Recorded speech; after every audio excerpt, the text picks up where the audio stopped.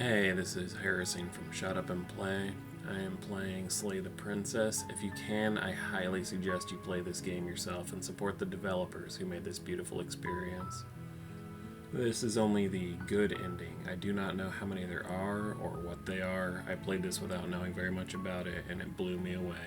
That's all the commentary for this. Enjoy the game.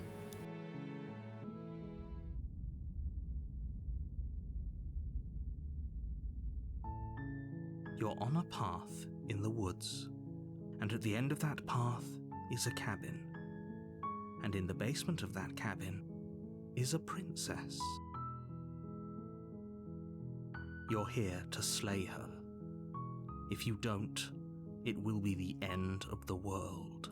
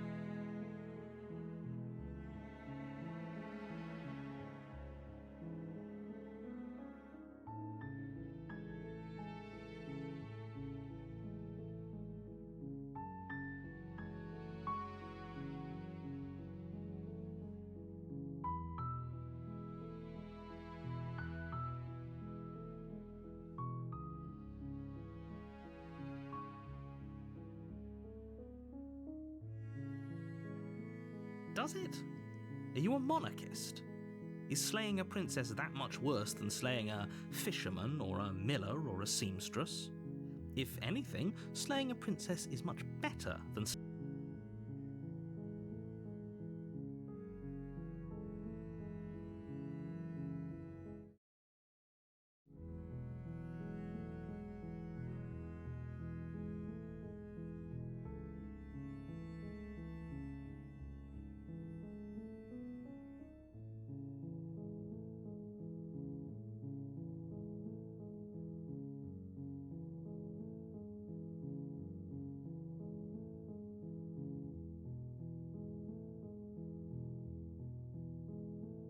Yes, but you'll have to slay her before you get it.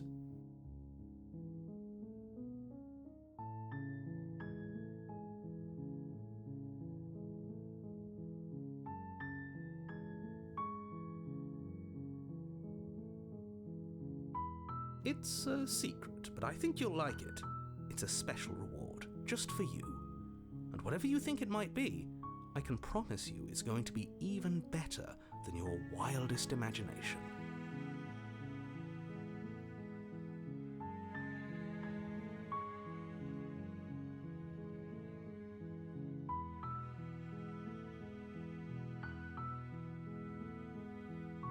Don't mention it. It's all part of the job. You make your way up the short path to the cabin. You'll find the princess within.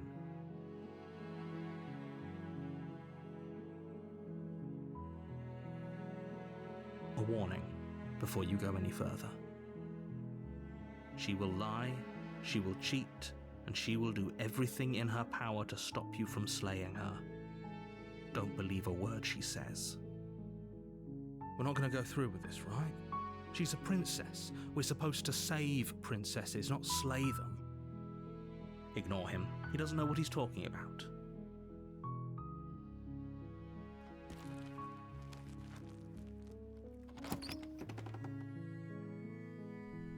The interior of the cabin is almost entirely bare. The air is stale and musty, and the floor and walls are painted in a fine layer of dust.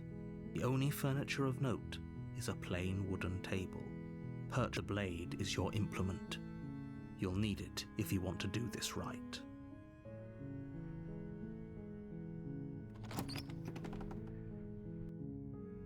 The door to the basement creaks open, revealing a staircase faintly illuminated by an unseen light in the room below. This is an oppressive place. The air feels heavy and damp, a hint of rot filtering from the ancient wood. If the princess really lives here, slaying her is probably doing her a favor. Her voice softly carries up the stairs. Hello? Is someone there? It's hypnotizing. It's the kind of voice you only have to hear once to remember it for the rest of your life. Don't let it fool you. It's all part of the manipulation. You're playing a dangerous game by coming here unarmed.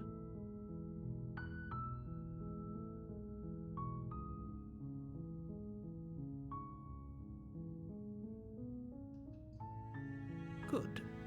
You're still listening to reason. It would be better if you had a weapon, but you may still be able to do what needs to be done.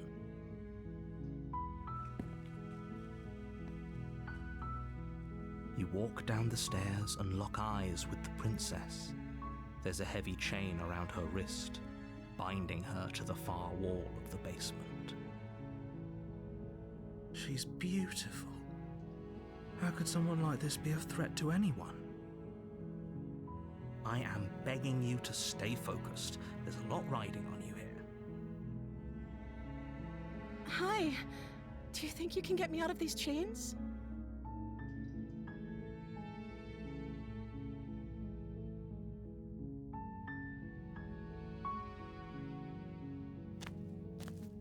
You're only making this more difficult.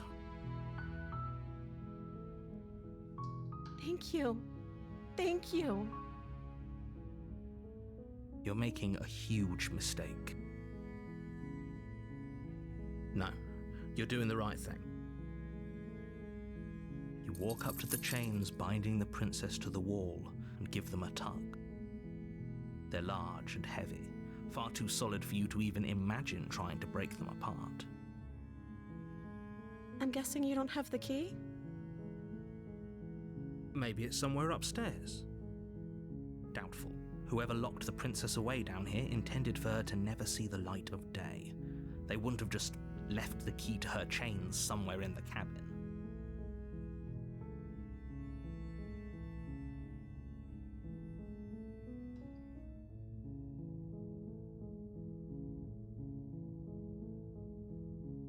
Maybe there's some way to break the chains?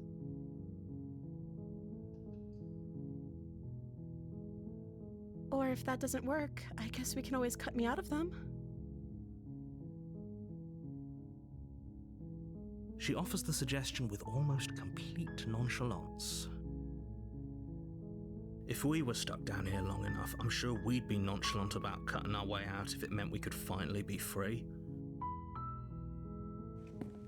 You attempt to make your way out of the basement, but the door at the top of the stairs slams shut.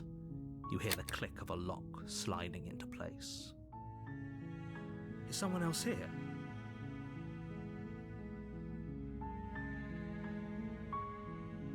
You try the door, but it's locked from the outside. Your shouts and pleas are met with silence. You're here to slay the princess, and you won't leave until the task is done. You make your way to the bottom of the stairs. This would have been so much easier if you'd just taken the blade like you were supposed to. Easier for whom? Easier for everyone. Look at the mess you're in. I heard the door slam. They locked you down here too, didn't they? There's a slight panic rising in the princess's voice. If I could just get out of these chains, I know we could force our way out of here together. She barely hesitates before raising her arm to her mouth, her teeth tearing through her limb with the determination of a trapped wolf. As she rips her flesh from her bone, a sound comes from behind you, the clang of bouncing metal. It's the blade from upstairs. You're not sure how it made its way down here, but if there's a time to strike, it's now. Or we could use it to free her. You won't like what happens if you do that.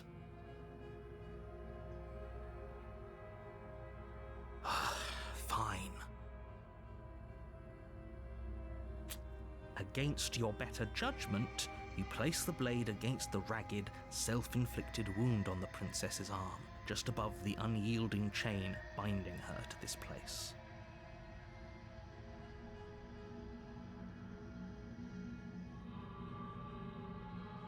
You cut into her flesh. The blade is sharp, and it takes little effort to crack through the bone of her arm. Her limb falls to the ground, and the heavy chains follow suit. She didn't so much as utter a sound through the whole ordeal. No, she didn't.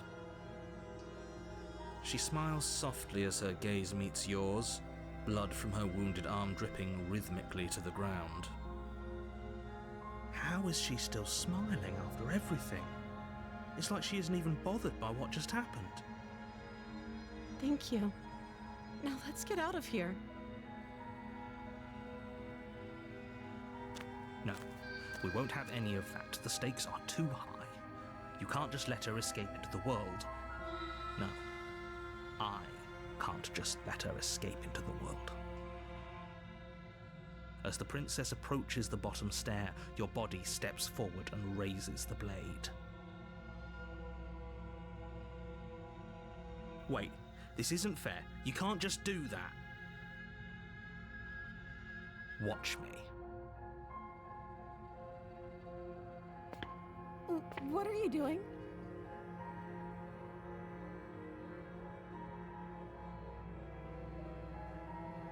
Stop that. Something's come over you, hasn't it? You know you don't have to do this, right? Your body lunges forward, the blade held low, ready to sink into her heart. But the princess dodges, stumbling back against the wall before the blade has a chance to connect.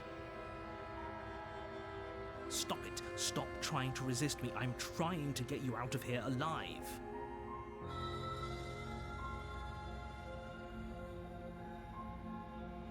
The blade! Move the blade! As your body remains frozen in stubborn resistance, the princess takes a cautious step forward. We both know this isn't you. She nervously reaches towards you and takes the blade from your infuriatingly rigid hands. What are you doing? I'm sorry. I'll try to be quick. She plunges it into your chest, tearing through flesh and sinew. It is agony. But you aren't dead yet. Oh no! I'm so sorry. Stay strong. We can tough it out until it's done. For her sake. For her sake? Don't you start pretending that dying a painful death is some sort of heroic gesture. The two of you have literally doomed everyone. Whatever. She sinks the blade into your chest again and again and again, and you feel every inch of burning pain that slices its way into your body. I'm sorry, I'm sorry, I'm sorry.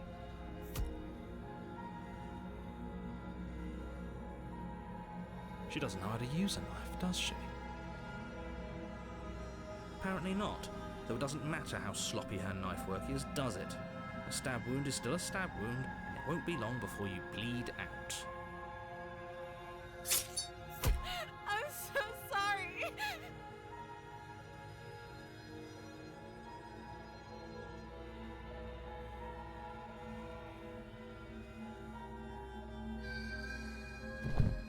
With one last thrust of the knife, your legs give out beneath you. You collapse to the floor, your blood pooling around you, your limbs unresponsive. The princess stares down at your ruined chest as tears carve rivulets of pink down her blood-spattered cheeks.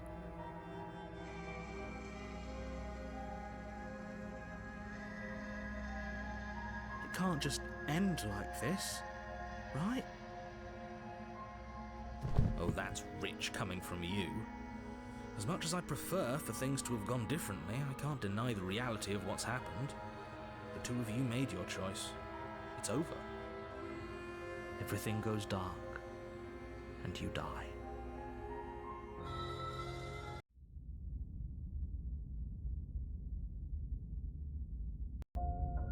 You're on a path in the woods, and at the end of that path is a cabin. And in the basement of that cabin is a princess.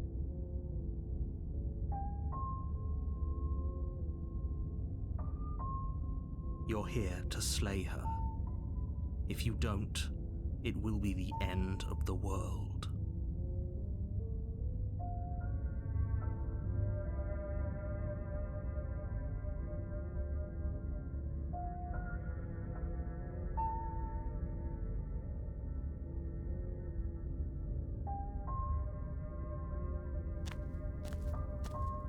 A warning before you go any further.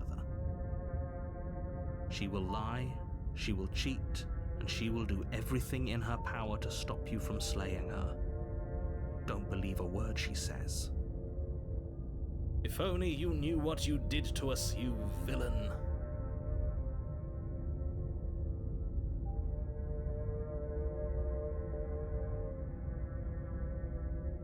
Excuse me? Forget he said anything. But he is a villain.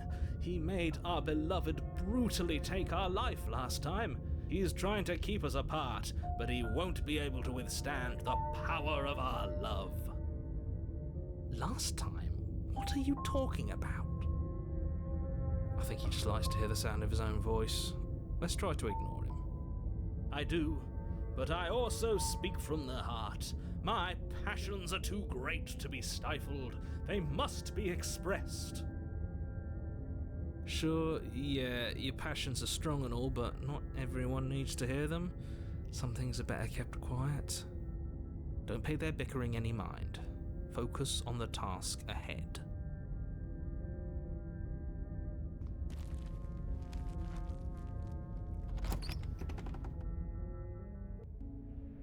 The interior of the cabin is clean and elegant, its stone walls draped in fine threaded tapestries, a prison befitting a royal prisoner. The only furniture of note is an ornate wooden table with a pristine blade perched on its edge. The blade is your implement.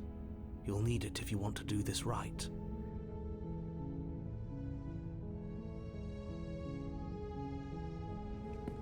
Walk up to the wall next to the basement door. It's a wall. There isn't much to see here. What are you talking about? This isn't a wall. It's a mirror. Or at least it'll be a mirror once we wipe off that layer of grime. You reach forward and rub your hand against the cabin wall. I hope you know how ridiculous you look right now. But there was a mirror a second ago. And now it's gone. Pity.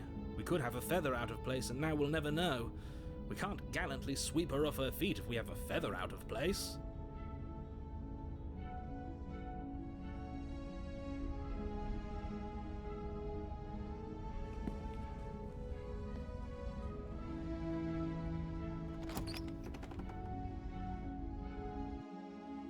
The door to the basement creaks open, revealing an intricate stairwell.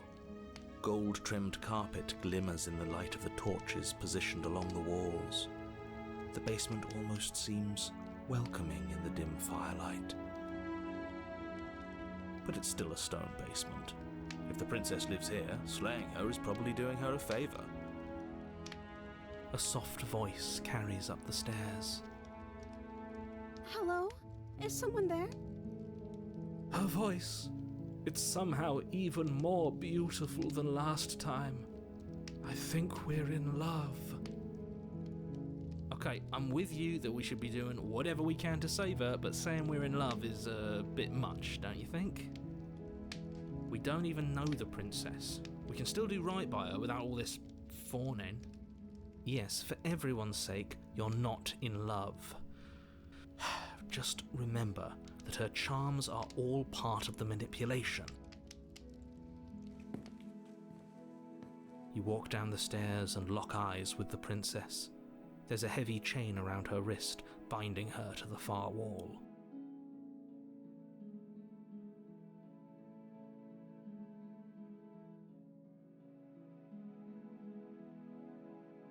My love, we're here to rescue you from your unjust and foul imprisonment. You know she can't hear you, right? She may not be able to hear my words, but surely she can hear my spirit. Oh, your spirit's plenty loud, all right. It's you, my dashing hero. I was so worried you wouldn't come back. Did you hear that? She said we're dashing. And she called us a hero. Flattery really goes a long way with the two of you, doesn't it? Waiting for you to come back? You've been here before, haven't you? That's right, villain, and you killed us. Well, she killed us. Only because he made us try and kill her. It was self-defense. Our beloved's hands remain unstained by cruelty. And you've died before. So an entire world has been damned to oblivion. I'd really hoped I'd be the first, but what's done is done. What matters is you have a chance to do it right this time. We damned a whole world, but everything reset. Nothing resets, you're just somewhere else. You can't keep hopping between worlds forever, especially not without leaving a trail of incomprehensible devastation behind you. This is horrible. Horrible for you, maybe, but we've been given another opportunity to sweep her off her feet and treat her like the lady she is. Now, hold on, if she actually ended a world, are you sure we want to do this? Are you sure we want to rescue her?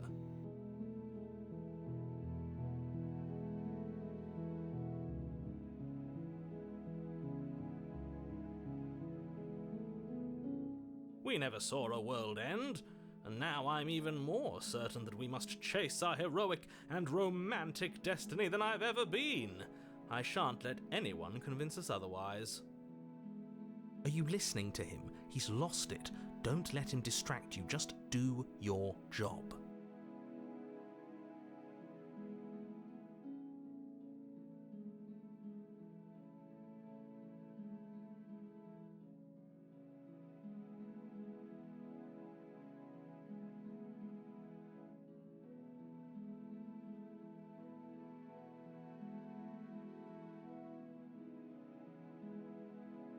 Rescue her? What are you talking about? Did you forget that she's a world-ending monstrosity? And even if you wanted to unleash her onto the world, despite the complete moral disaster that would be, you'd have to get her out of those chains. Good luck with that. Don't you see how dainty her hands are? We'll be able to slip her out with ease. No, she's a prisoner here. You can't just slip her hand through the chains. If her hand could just slip out of the chains, why hasn't she done it already? Because we've yet to present her with her freedom. I'm not sure I follow. Would you rather believe me, a passionate heart guided by love and my own good nature, or would you rather believe the devil on your shoulder who tells you what you can and cannot do? I think I'd rather believe in facts. Ah, so you're one of those empiricists. One of us has to be. Then let me show you a brand new truth. Narrator, we courageously step forward and free our beloved from her bindings. No, I can't let you do that. If you take another step towards the princess, You'll what? Take over our body and force us to try and kill her? I would if you had a weapon. Not on my watch, villain. My passions contain titanic depths, and if you try anything that might harm our dearest, I will end our life without a second thought. You wouldn't. I would. I'd listen to him if I were you. He has a lot of strong feelings. And doesn't the world end if we don't stop her? You approach the princess and gingerly slide her hand from her bindings. That shouldn't have worked. I'll be damned. We're doomed. I can't believe it, but I guess I have to. I told you, there's no life more worth living than that of a true believer. I'm free, and you're not trying to kill me this time. Thank you. Thank you so much. The princess jumps up and smothers you in a joyful embrace. Ugh. If only you had a weapon, one slip of the wrist and your pristine blade would be buried in her back and everyone out there would be saved. Luckily for Mr. Romance, we don't have a weapon. Who needs a weapon when we have the power of love on our side? What do we do now?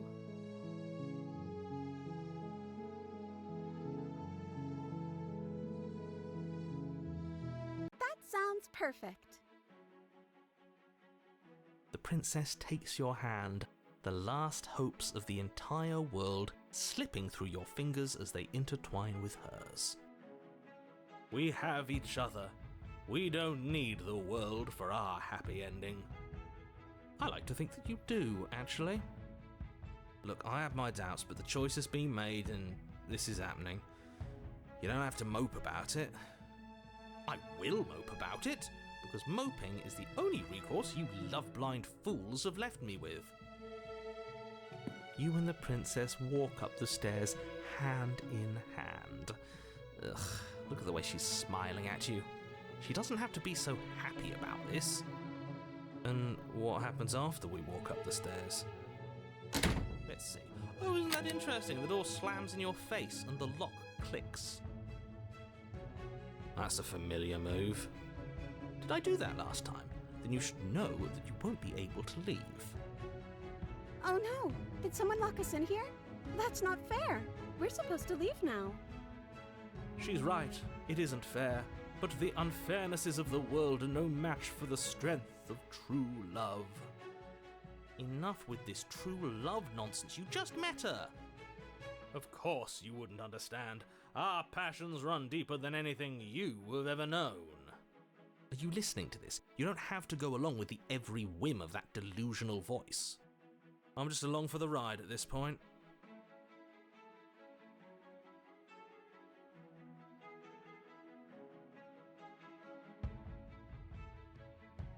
Okay, yeah, let's do it. Like a pair of teenagers in love, you and the princess place your hands on the door together. Blech.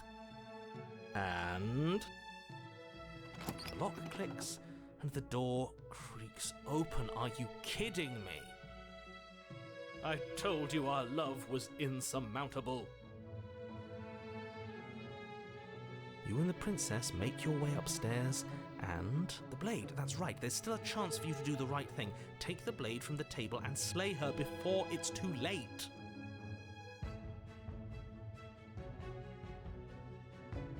You're enjoying this, aren't you? You're taking every opportunity you can to draw out the end of the world and make me suffer. I hate you. That's the way out. We're going to leave together, just like you wanted. Yes, I suppose you are going to do that, aren't you? You cross the room, opening the door to the cabin, and then you step outside. A happy ending at last. We did it! What should we do now? Where did everything go? Where did he go? Oh, is he gone? I hadn't noticed. I was too busy staring deep into our beloved's eyes. I'm cold. Is being happy supposed to be so cold? She's cold. Quick, our feathers. Pluck them all and weave her a coat worthy of a princess.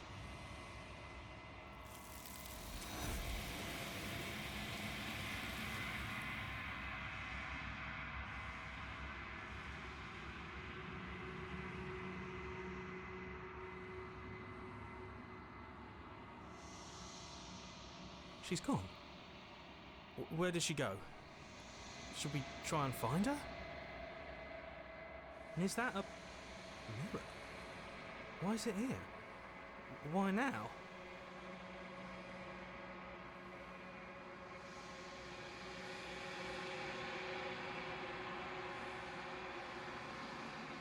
I'm begging you, don't do this.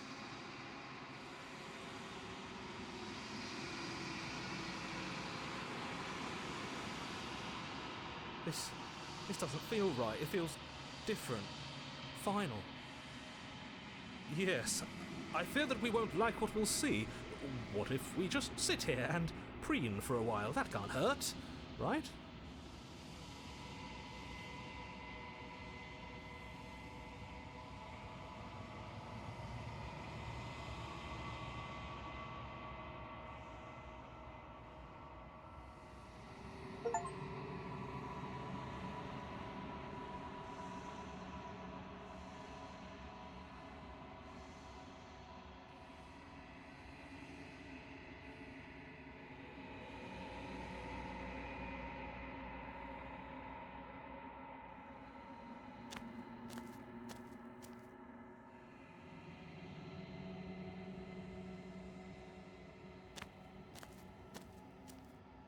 Something finds me in the long quiet and brings me the gift of a fragile vessel.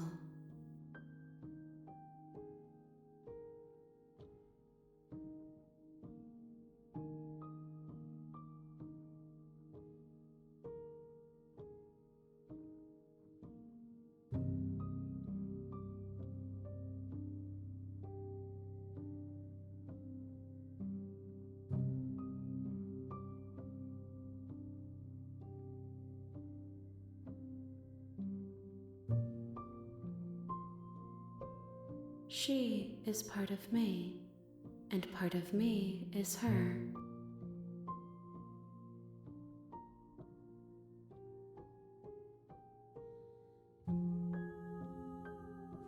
You speak in circles.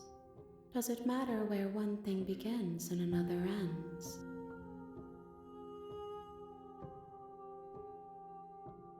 I am solitary lights in an empty city. What are you?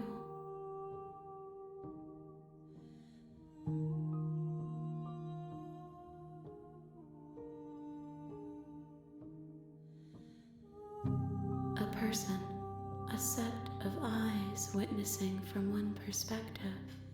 I think that you are more like me than you are like a person. We are oceans, reduced to shallow creeks.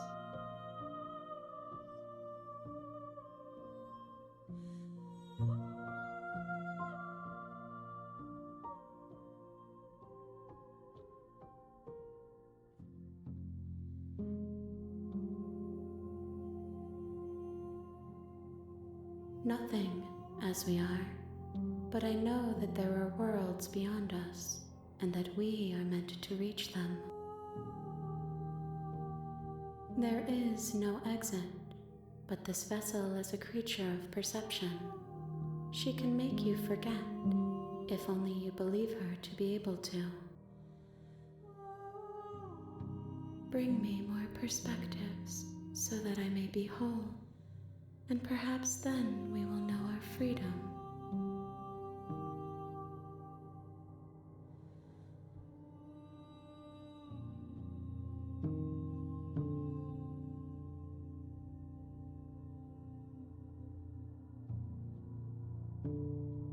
More than you have found, but less than there are to find.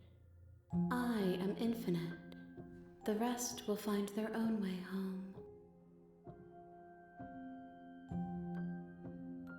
I have not lived. I am not afraid to die.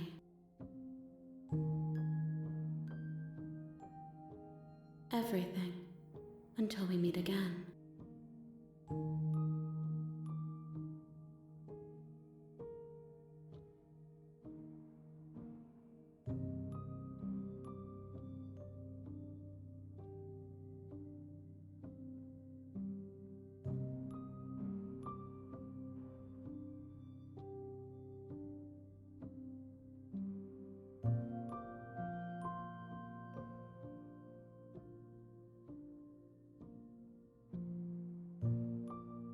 She asks that I tell you to remember her.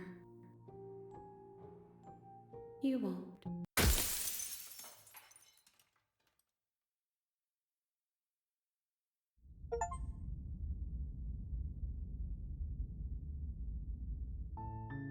You're on a path in the woods, and at the end of that path is a cabin. And in the basement of that cabin is a princess. You're here to slay her. If you don't, it will be the end of the world.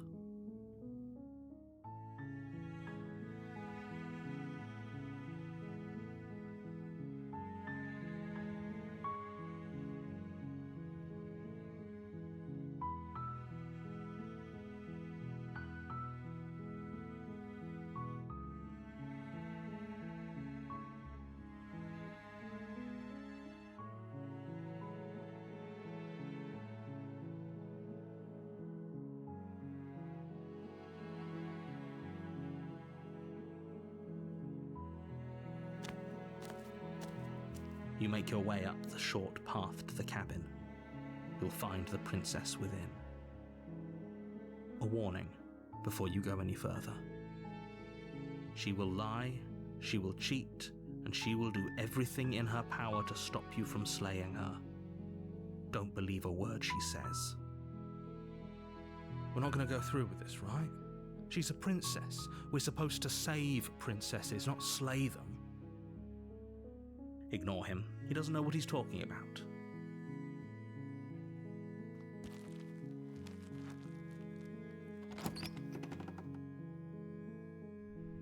The interior of the cabin is almost entirely bare. The air is stale and musty, and the floor and walls are painted in a fine layer of dust. The only furniture of note is a plain wooden table. Perched on that table is a pristine blade. The blade is your implement. You'll need it if you want to do this right. You take the blade from the table. It'd be rather difficult to slay the princess and save the world without it.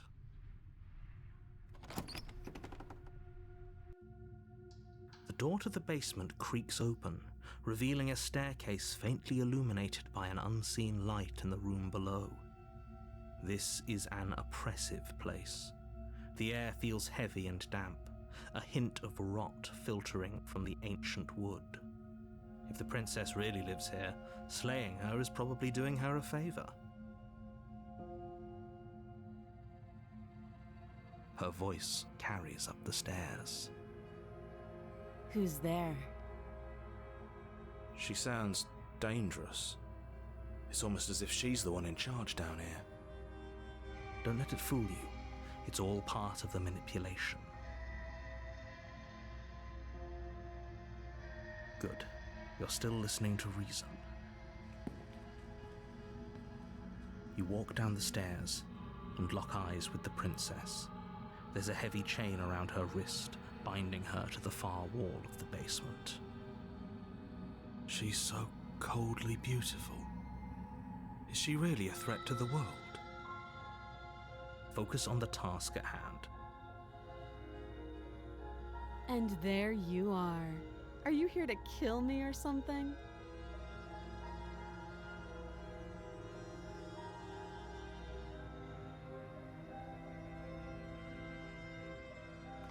You step forward, your grip on the blade tightening as you steel your resolve.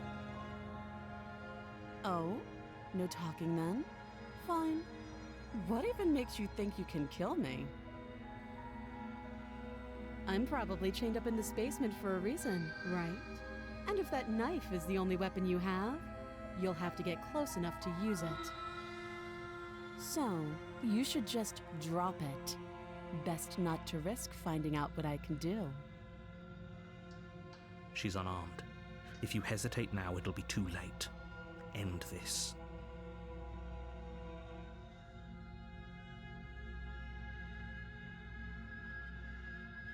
You lunge forward without a moment's hesitation.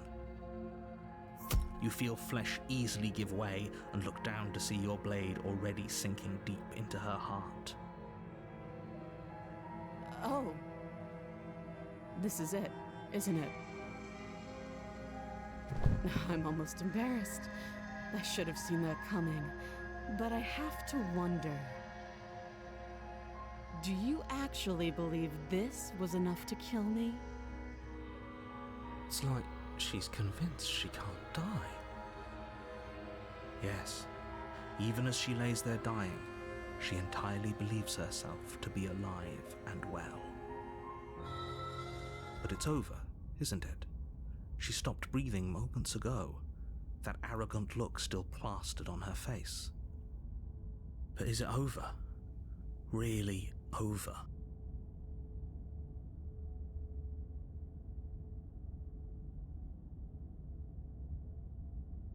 Yes, exactly.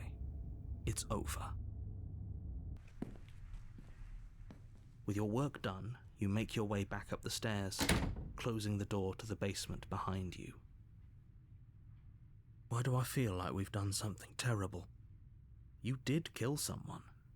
Greater good or not, something would be very wrong with you if you didn't feel at least a little bad. But it was for the greater good. One of these days that will sink in and help ease your guilty conscience. But that day isn't today. Let's just get out of here. You open the cabin door, ready to return to a world saved from certain doom.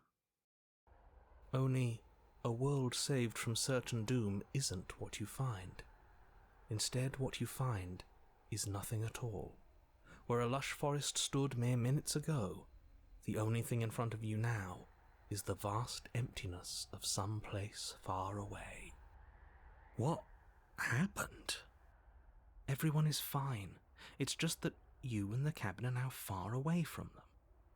Don't worry. You'll be safe here. This is good. Everyone is happy. You'll be happy.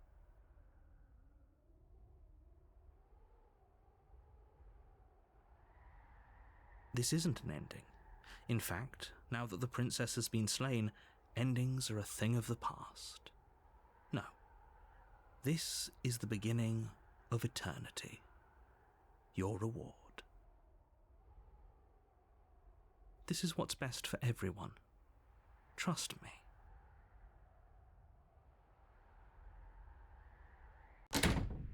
Time passes. You can't be sure if it's days or months or years or even decades. It's all a wonderful, boring blur. You've never been happier. Psst. Hey. We're not just going to stay here forever, right?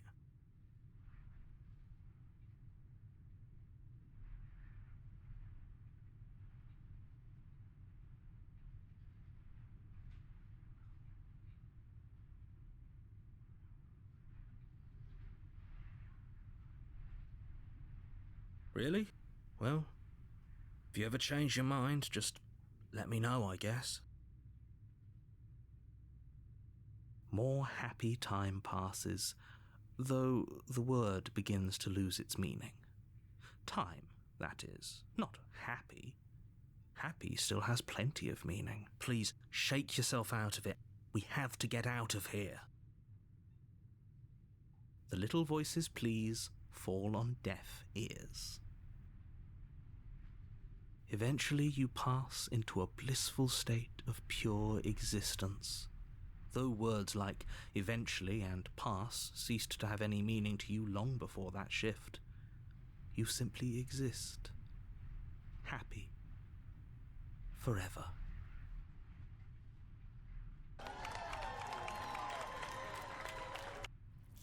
You have already committed to my completion. You cannot go further astray.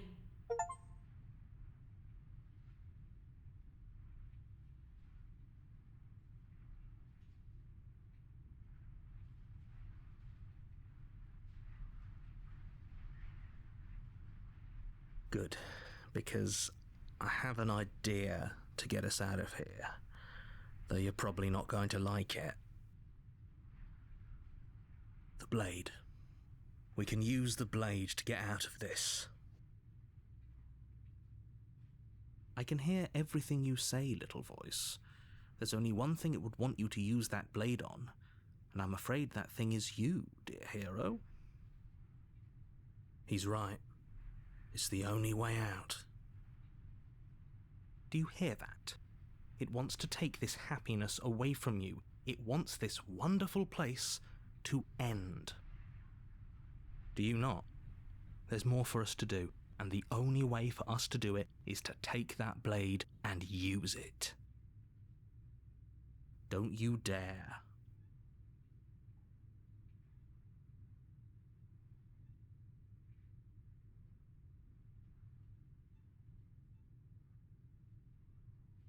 Thank you. I made this happy little place for you.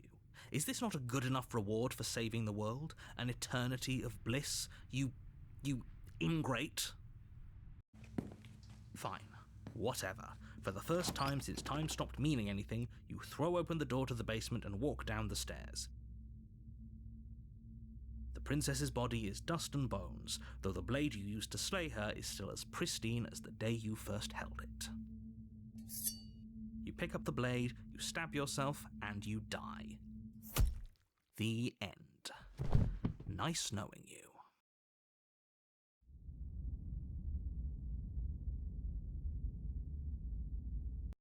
You're on a path in the woods, and at the end of that path is a cabin.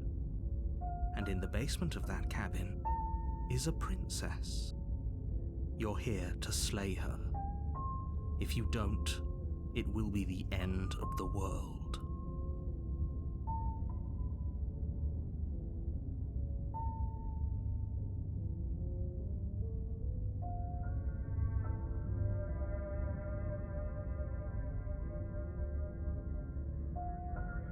I can assure you that you're not dead. And to answer your second question, you're here to slay the princess. I literally told you that a second ago. If he doesn't remember what happened, then maybe it's best to keep it that way. That's fine. It wasn't very hard to kill her last time. We'll just do it again. Well, if for whatever reason you're going to insist that this has happened before, at least your heart's in the right place.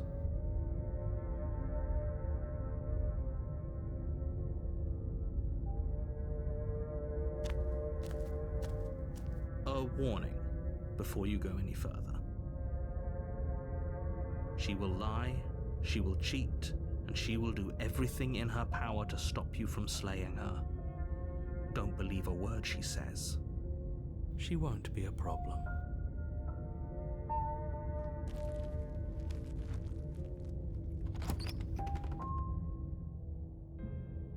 The interior of the cabin is cold, a soft odor of dirt permeating the air. Cobwebs flutter in the corners. You can hear wind whistling outside, banging the shutters against the windows. The only furniture of note is an elegant antique table with a pristine blade perched on the edge. The blade is your implement. You'll need it if you want to do this right. It feels like no one's been here for a long, long time. Like I've been saying, she's dead. We killed her already.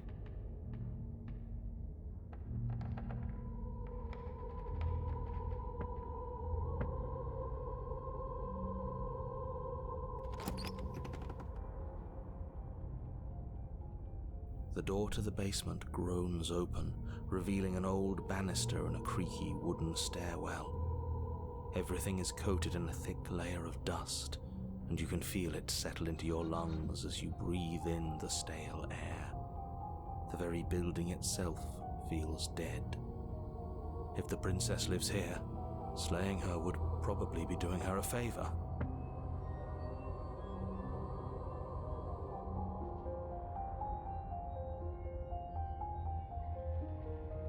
The room below is silent.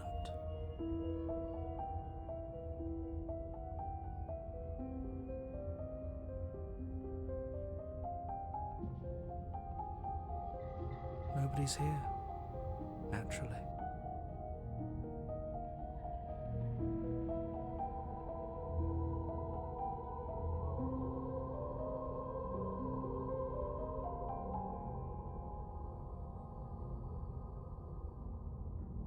As much as I appreciate the optimism, you shouldn't be so sure.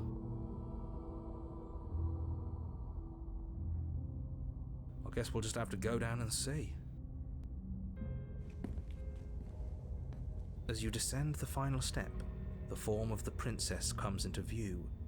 A skeletal body, lying in a heap on the floor, its wrist still bound to the wall by a thick chain.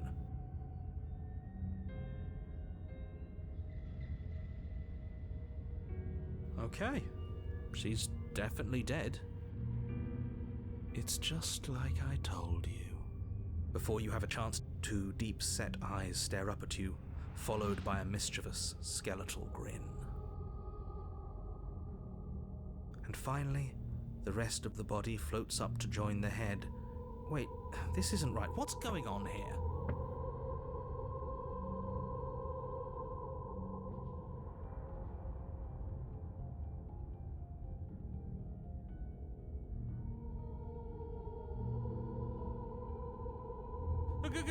Ghost!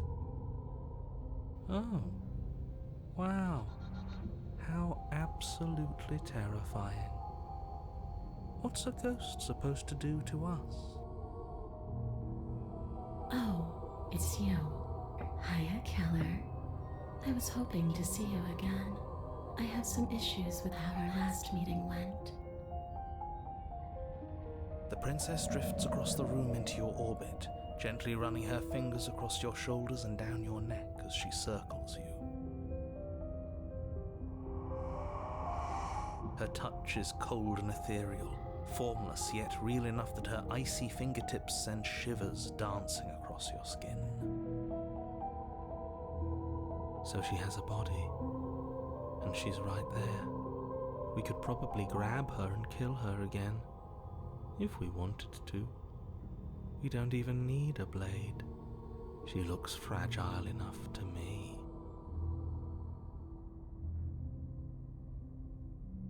I see you don't have that annoying knife anymore.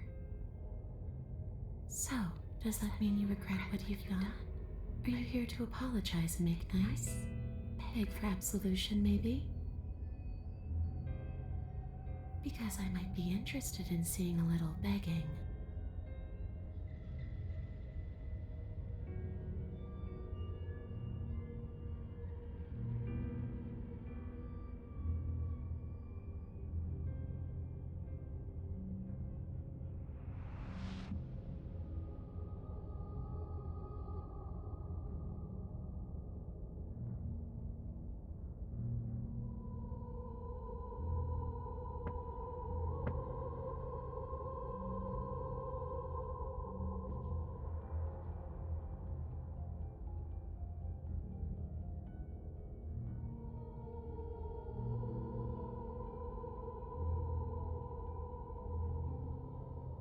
Of course there is. You can give me the only thing I've ever wanted. A way out of this basement. The place won't let me leave. I've tried. Before you came back to me, I explored every inch of this place, even the spaces between the walls. But I never found a way out. I always wound up right back here. Maybe we should just leave. If she can't get out on her own, then why do we have to do anything? We could probably walk out right now and everything would be fine.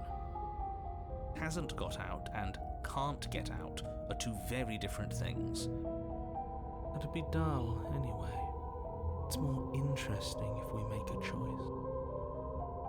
But you can come and go as you please, can't you? So, let me hitch a ride. After all, you own me. Absolutely not.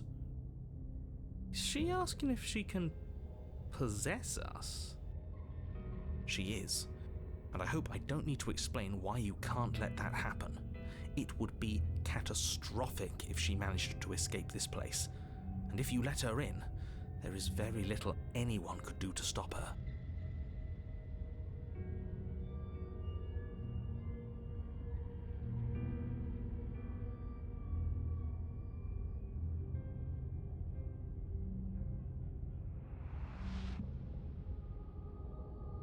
Would she be able to see us if we went along with it? Now, isn't that an interesting thought? We could finally bring her face to face with him. I wonder what she would have to say to the one who wants her dead so badly. You won't like how things play out if you go down this path.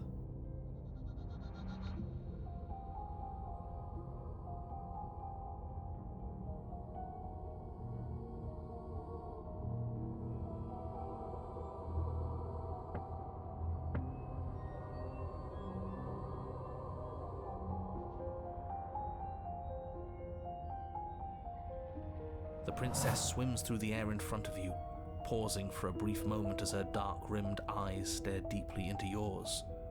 There's a hunger in her gaze. You're really trying to make it up to me, aren't you? Thanks for being a pal, killer.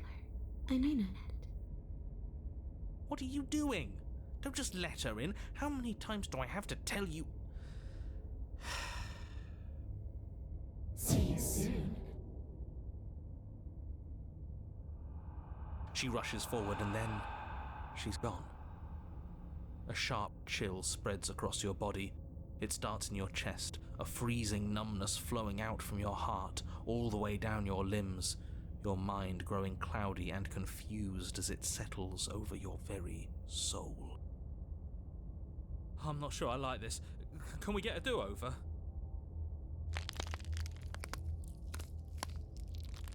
I'm afraid it's too late to stop now.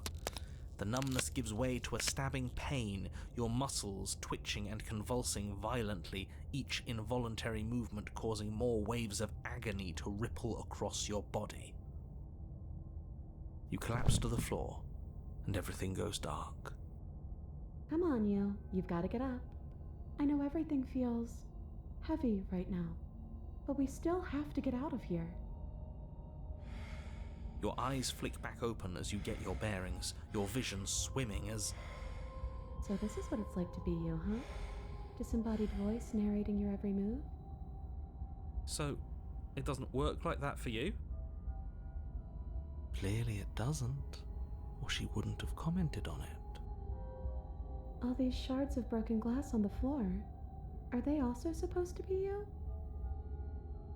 Hey, I'm not a shard of broken glass, I'm... It's okay. You can finish your thought. I'm a voice? I'm me, is what I am. Who cares what we are? We exist. That's all that matters. You don't have to fight. We'll all be out of here soon. No, it matters. What we are matters. If I'm a shard of broken glass, then that raises some questions about certain other voices in here too. I'm clearly the same thing you are. They're not listening to me. Do they not listen to you either? No, I'm not talking about you. I'm talking about him. You don't need to know what I am. You just need to know that I'm different from you. More important. So, you're the one who pulled the strings and made me dead. I can tell you don't belong here. You're barely even there. Like the shape of something left behind. You're more of a memory than a person. That's rude. You're kind of like me, actually. I'm just going to ignore her. You push yourself off the ground. The princess is nowhere to be seen. Obviously she's nowhere to be seen. Because I'm in here with all of you. Everybody knows that. I'm setting the stage. The room is empty because you made a spiteful, idiotic, and all-round foolish decision. You don't have to let him get to you. You're better than that. You're starting to make things right. This is infuriating. Just whatever you do, you can't leave this place. It's not too late to fix this. Probably.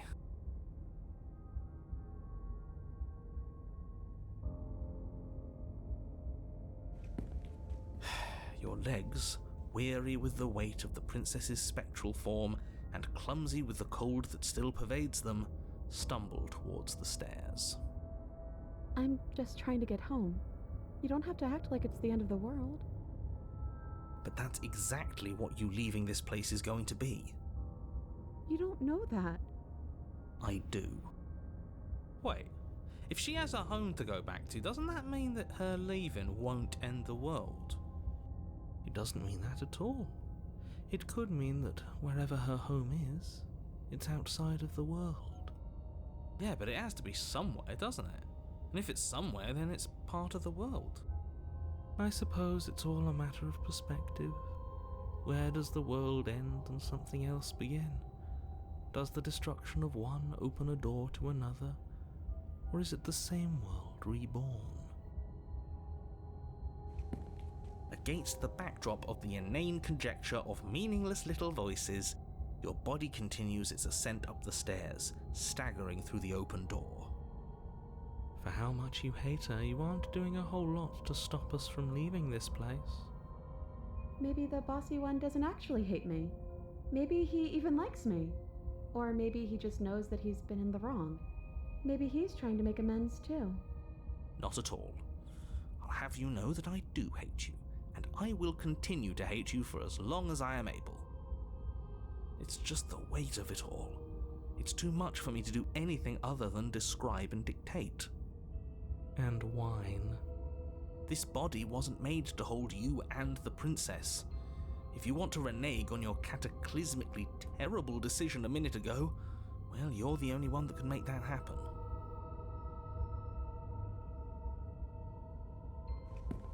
You continue slowly to the door, your feet like lead dragging across the floorboards, growing heavier with each step. We're so close. Thank you, thank you, thank you. If we get out of here, I won't even care that you murdered me anymore. You lift your shaking hand and rest it on the door handle, but you pause before you open it, exhaustion sapping what's left of your will. Was exhaustion really the best you could muster up? It's over. There's no use stalling. Let's see what happens next. Shit. But exhaustion wasn't enough, was it? The handle clicks as you twist it, and then the door groans open. Collapse to the ground, you and the princess, free from the confines of the cabin. As you exhale from the effort, you look up and see... yes? Nothing. He's gone, and so is everything else. So we did slay him after all. He had it coming, I suppose. But what about us? Are we just stuck here in nowhere forever? Did taking her out of the cabin really end the world? We're still here. Yeah, but that thing you said earlier, are we not part of the world anymore? Are we in some world that exists after the world ends, or on top of the other world but not in it, or have we never been part of the world? Okay, I've heard enough from these two. Let's see if I can pop out.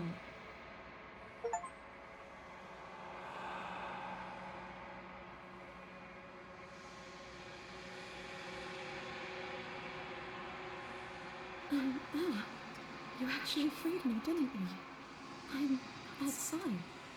Thanks for giving me a second chance, Claire. Dimension. I think this is where I'm meant to be.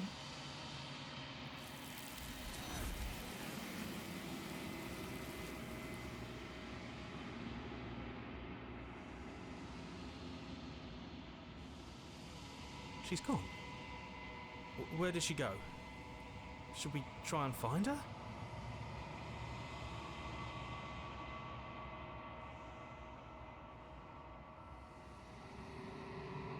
But it feels so bad. Like looking into it right now is going to be the end of everything. You don't need to comfort him.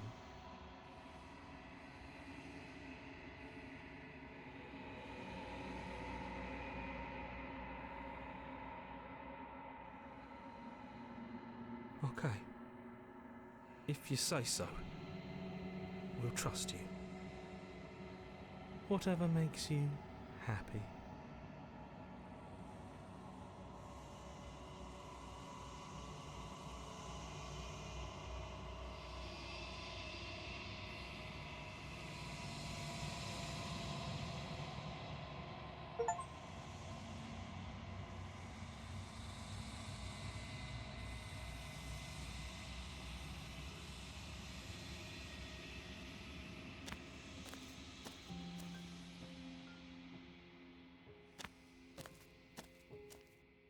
Flickering lights and empty cityscapes become pockets of vitality and movement.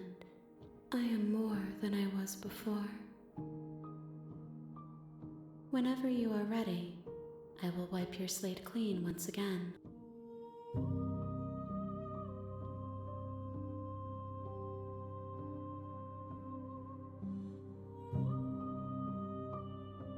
Eyes close in reflection. Perspectives meld together, and the breadth of my experience stretches to new corners. There are contradictions, conflicts in my nature, and there are familiarities that bind everything together. It feels correct. This is what I need to be. This is the only path forward.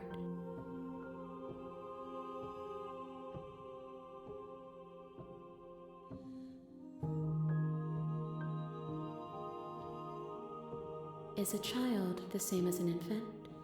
I am an unbroken pattern, but every vessel gives fresh perspectives and carves new avenues of expression. I am different, but I am the same.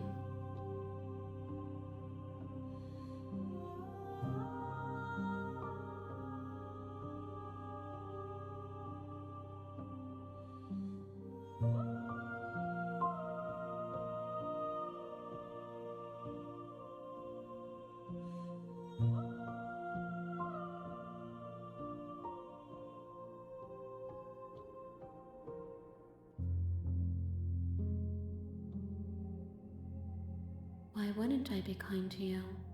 You are the only thing I know that isn't me.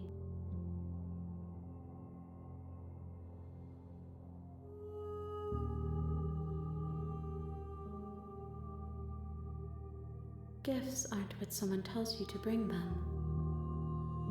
My joy isn't seeing what you choose. There are no wrong answers, and every perspective illuminates my shadows and shares new secrets.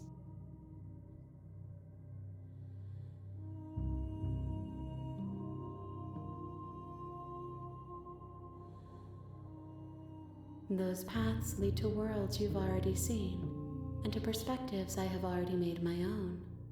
They are useless to us now, inaccessible. The only paths of value are those that are yet untread.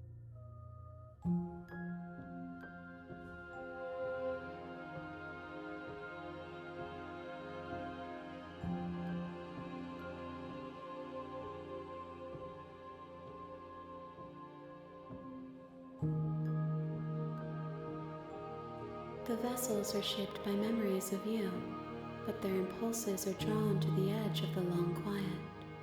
To them, you are a gate to something more, and any hurt you've caused them is understood as a fair price for freedom. But they are only thoughts and perspectives. They are not me. The wounds they've suffered carve texture around my heart. Without them, I would be as I was before. I would be alone and without sensation. I could not feel the joy of having you by my side, for I would not know your absence.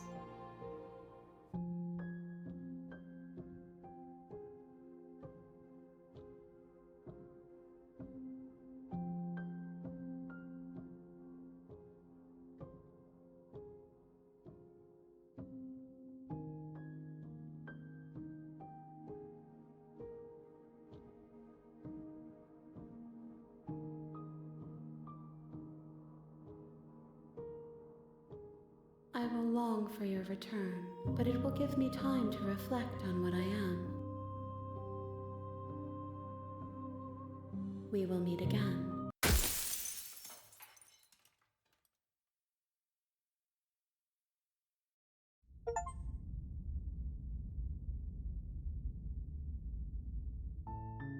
You're on a path in the woods, and at the end of that path is a cabin. And in the basement of that cabin is a princess. You're here to slay her. I'm talking about the end of everything as we know it. No more birds, no more trees, and perhaps most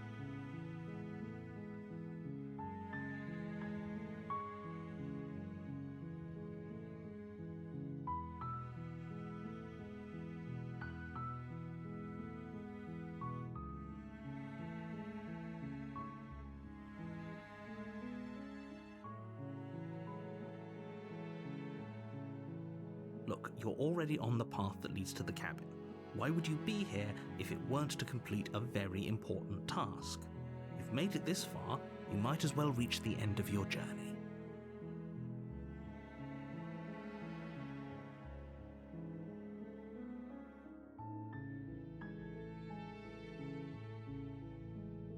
Don't linger on the specifics. You have a job to do here. Just get in there and do what needs to be done. We're all counting on you.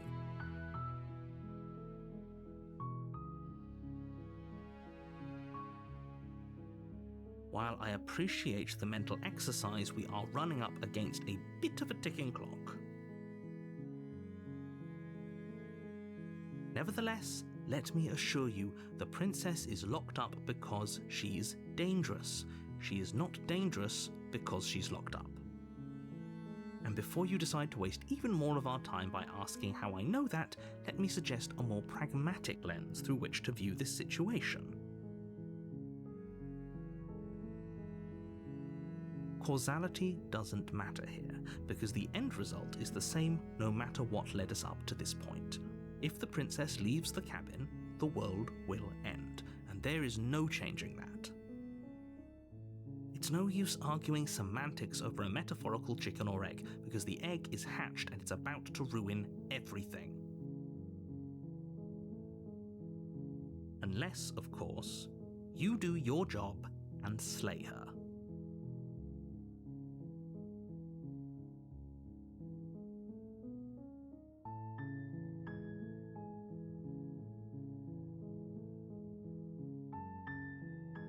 Oh, if only that were the case, but I don't make the rules.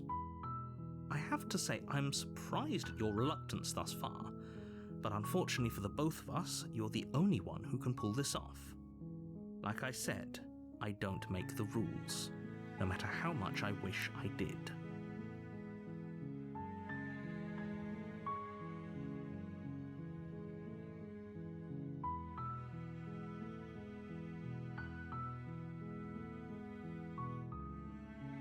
Then I guess we'll just have to see what happens. But a word of warning. If you go in prepared to hear her out, she could easily trap you in her web of lies. And the more you listen to her honeyed words, the harder it'll be to pull yourself out. Then each and every one of us is doomed. So sure, go, talk to her. See how that turns out for all of us.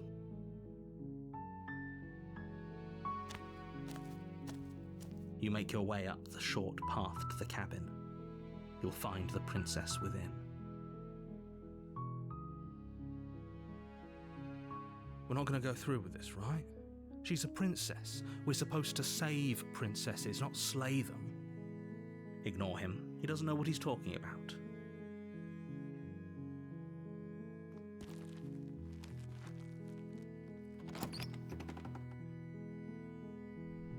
The interior of the cabin is almost entirely bare. The air is stale and musty, and the floor and walls are painted in a fine layer of dust. The only furniture of note is a plain wooden table. Perched on that table is a... You take the...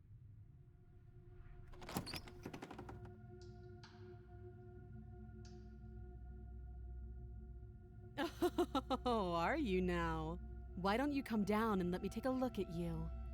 Great job. You gave away the element of surprise. Good luck, hero.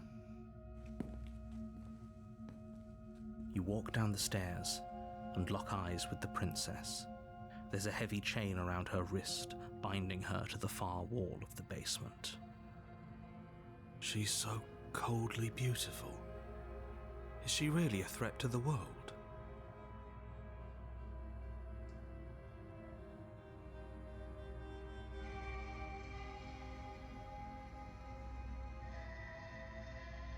How about you drop the knife and the two of us just talk? Look how reasonable she's being. We should just drop the blade and talk things out. Don't you dare. It's fine. We can decide what we want to do after we talk to her. Maybe she really is a monster, a killing someone in cold blood isn't very becoming of us.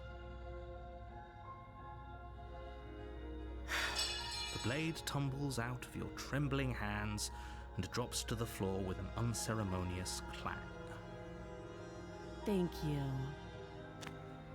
Against your better judgment, you step forward to speak with the princess face to face, unarmed. We'll be fine. I don't know what you're hoping to accomplish here, but I can assure you there's no reasoning with her. Just make sure you don't forget about the blade on the floor. You're going to need it. So here we are. What an awkward start to a relationship.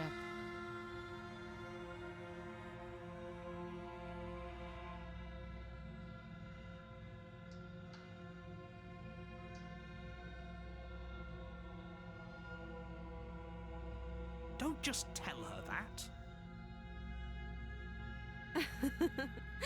Is that why they threw me down here? But I don't want to hurt anyone. I like the world, I think. I don't remember much about it, to be honest. I've been down here a long time. Just how long has she been down here? If I'm supposed to be capable of ending the world, then how did I wind up here, chained to a wall? Have they told you why I'm allegedly so dangerous?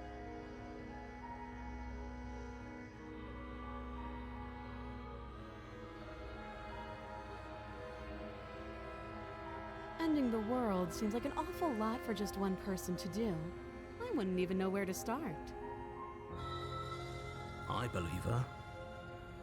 She doesn't have to know how to destroy the world to be capable of doing it. At the end of the day, whatever the two of us have going on down here is about trust. Whoever sent you to slay me claimed I was a threat to the world, but they didn't tell you why. That doesn't sound right to me. And I don't think it sounds right to you either. Otherwise, we'd be killing each other instead of talking. She has a point. There's a reason I've been telling you to question the situation, and there's a reason you've listened. So, I could tell you that I'd lead a quiet life in the woods, or that I'd open an orphanage, or that I'd do any other number of good things that I'm sure you think you want to hear. But you don't really know me, do you?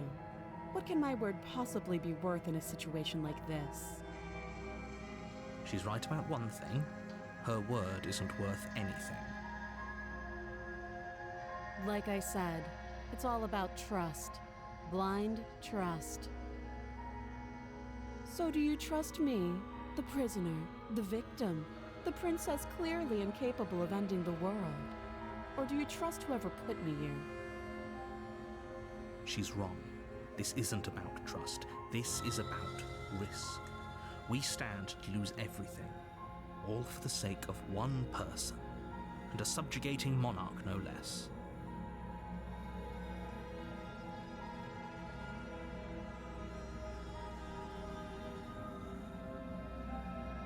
She hesitates before answering.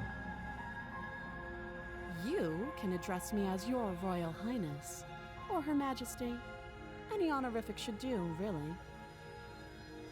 Again, she offers no specifics. No matter how hard you try, you'll never get a straight answer out of her.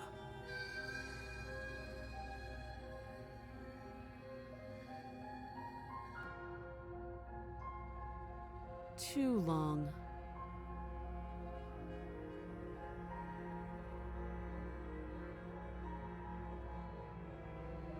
Don't jump to any weird conclusions. We're two people who have met each other. By definition, we have a relationship.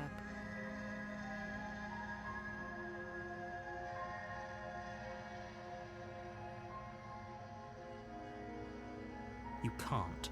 Don't bother. I'm guessing you don't have the key then. I'm sure there's a key somewhere around here, and if there isn't, well, we can always put that knife to good use. Her sharp eyes settle on the edge of the blade. She isn't suggesting what I think she's suggesting. She is. I'm sure. Oh, have you decided what to do with me? You know why you're here.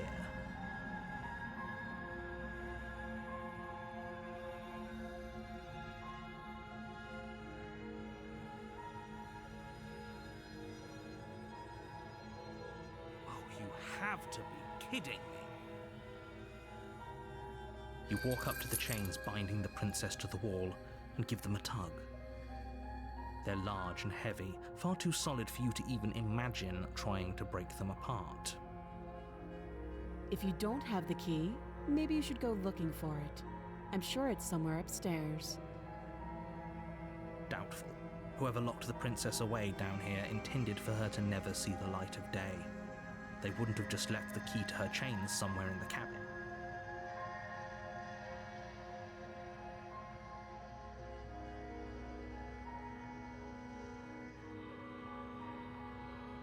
That would be fine. I can lose an arm.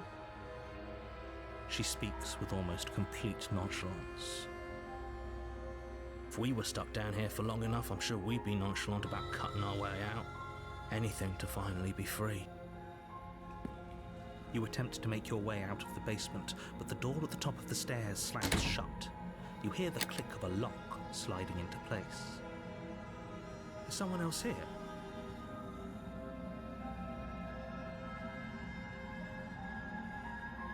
Your shouts and pleas are met with silence.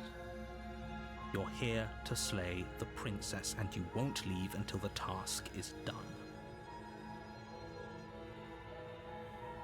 You try the door, but it's locked from the outside. I'll repeat myself once again. You're here to slay the princess, and you won't leave until the task is done.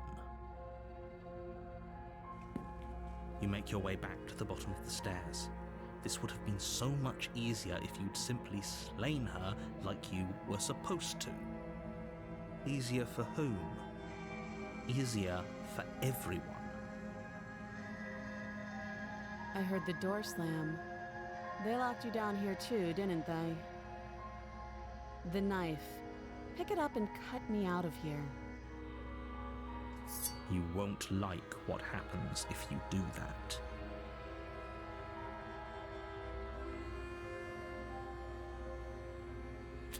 Against your better judgment, you place the blade against the princess's arm, just above the massive, unyielding chain. You cut into her flesh. The blade is sharp, and you make quick work of it. Before long, you're able to crack through bone, and she pulls the bleeding stub of her arm through the iron gauntlet. She didn't so much as utter a sound. Free from her bindings, the princess turns to face you, her fierce gaze meeting your eye.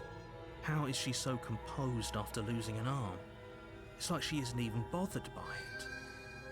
Thank you. Now let's get out of here. No, we won't have any of that. The stakes are too high. You can't just let her escape into the world. No, I just can't let her escape into the world. As the princess approaches the bottom stair, your body steps forward and raises the blade. Wait, this isn't fair. You can't just do that. Watch me.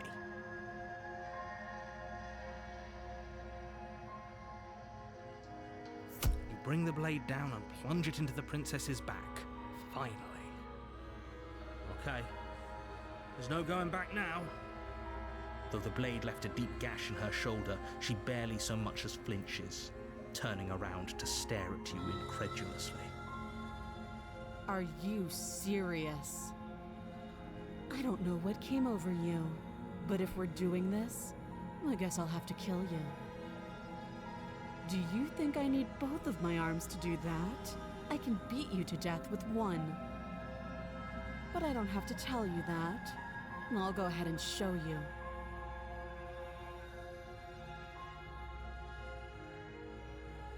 Thank you. You swing your arm towards her throat, the blade singing through the air.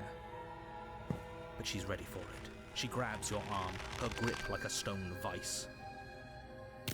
You drop the blade, pathetically.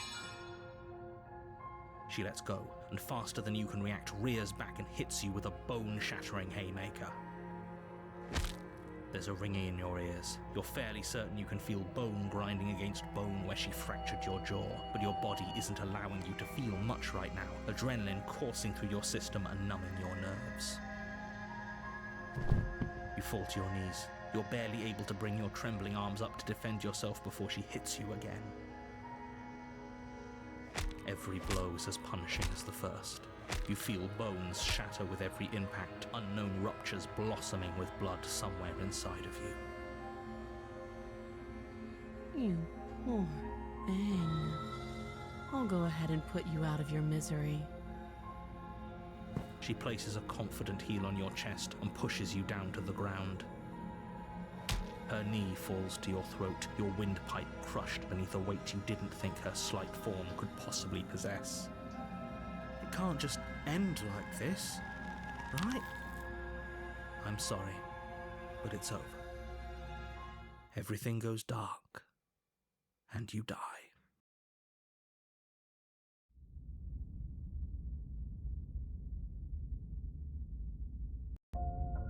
You're on a path in the woods, and at the end of that path is a cabin.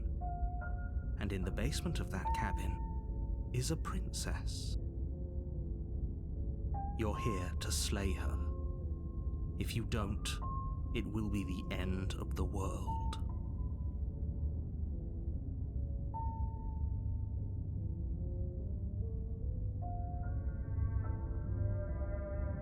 I can assure you that you're not dead.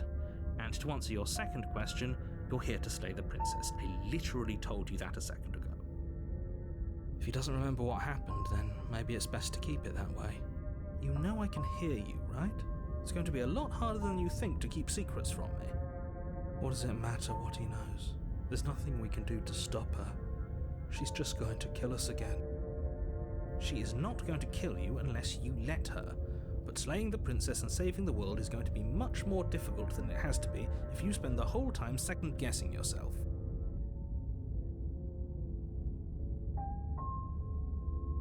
Those are two very different questions, but fine, I'll indulge you if that's what it takes to get you moving. Let's say for a moment that this really is the second time you've met me, or at least a version of me.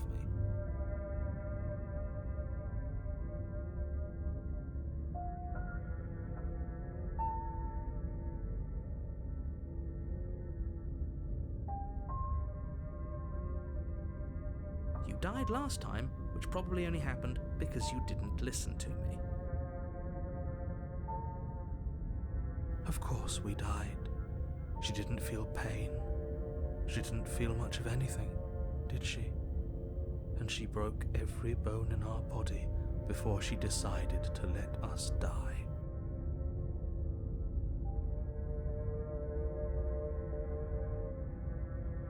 What were we supposed to do to stop her then? What are we supposed to do to stop her now? It's pointless. She's just a princess. Slaying her shouldn't have been difficult, but congratulations. You've been given another chance to actually do this right. And I believe your other question was something along the lines of, oh, what's the point of doing anything? If you're asking that, it sounds to me like you're making the rather dangerous assumption that your actions last time around didn't have any consequences. What do you mean? Of course there weren't any consequences. The princess killed us and now everyone's right back where they started. That sounds pretty consequence-free to me. Yes, but in this purely hypothetical scenario, that begs the question of how you got back here. Did time simply rewind itself? Or were you instead transported to a different world entirely? If it's the latter, what do you think happened after you died? Do you think the people there lived happily ever after? Or do you think that the princess, left unhindered, brought about the end to everyone and everything, just like I told you she would? If she ended the entire world, why should we even bother? We might as well just walk up to that cabin, break her chains and let her do whatever she wants. It's all the same in the end. Just because she's capable of ending the world doesn't mean you're not capable of slaying her. both of those things can be true at the same time. So chin up. I believe in you.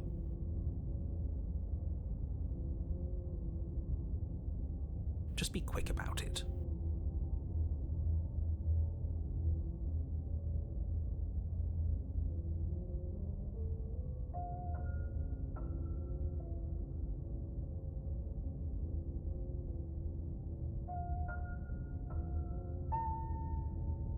She is just a princess.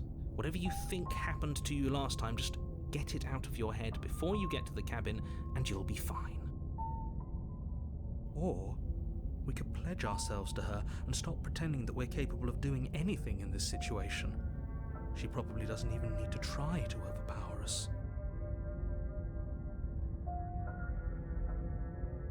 Can we tone down the pessimism just a smidge? I'm not being a pessimist. I'm just being realistic. You're being annoying. Just ignore their bickering, and whatever you do, don't pledge yourself to her. I cannot stress enough how absolutely catastrophic that would be for everyone, yourself included.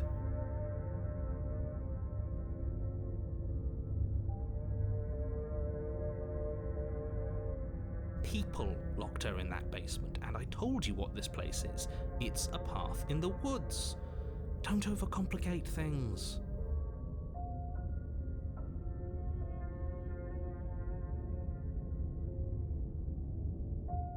I've told you everything you need to know. Going into more detail would just overcomplicate an otherwise very simple situation and make your job more difficult. The less you know about her, the better.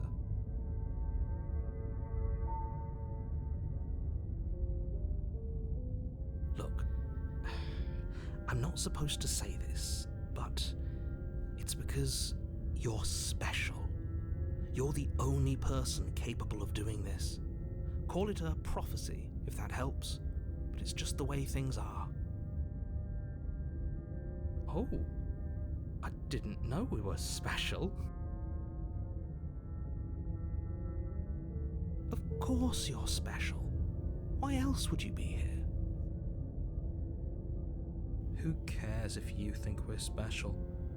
As far as I can tell, the only thing special about us is that we get to experience painfully dying all over again.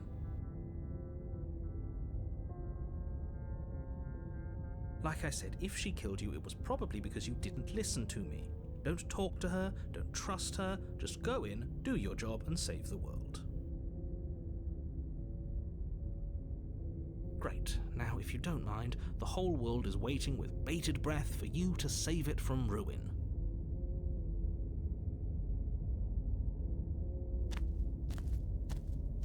A warning before you go any further. She will lie, she will cheat, and she will do everything in her power to stop you from slaying her. Don't believe a word she says. Lying? Cheating? Why would she even bother? She didn't need to do anything like that last time. She caught us off guard last time. We'll be fine. Let's just keep our wits about us. At least one of you still has a shred of sense. Just make sure you listen to him and not that whiner. If that's what you want, I guess I don't have a say here.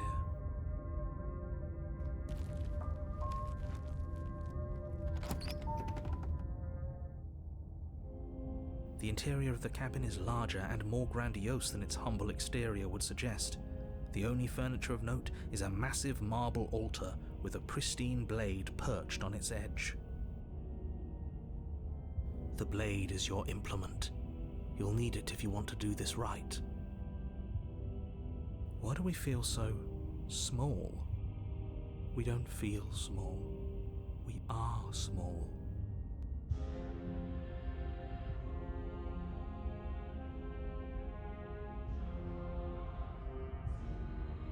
That's because there isn't a mirror. There's the altar, the blade sitting on the altar, and the door to the basement. There's nothing else in here. There's definitely a mirror. there isn't. Who cares if there's a mirror? We're all going to die anyway, and I'm sure that if we looked in there, we'd just see something sad and miserable looking back at us. We don't need any reminders of what we are. It would only make things worse. For the last time, you're not going to die unless you let it happen. And luckily for you, there isn't a mirror, so no one needs to worry about confronting a grisly visage any time in the near future. Though, for what it's worth, if there were a mirror, I'm sure that you wouldn't find anything sad or miserable in it looking back at you. You probably look perfectly normal. Probably. Do you not know what we look like? He knows. He just doesn't have the heart to tell us.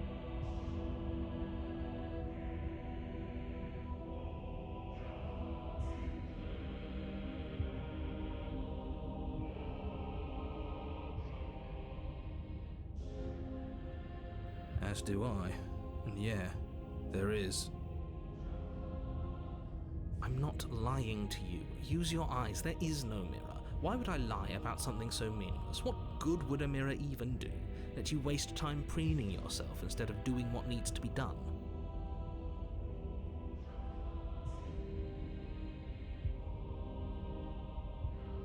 Maybe that's because you haven't actually been here. I hope this means you'll finally drop that ridiculous past life nonsense. You haven't died, and you certainly haven't been killed by the princess.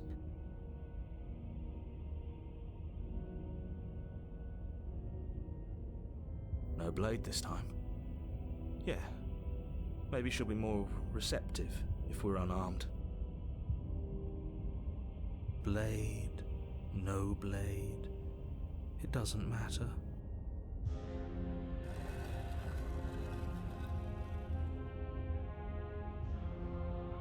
The door to the basement creaks open, revealing a spiral staircase, its steps almost as deep as you are tall. The smell of incense drifts up from below. For a moment, you almost feel at ease.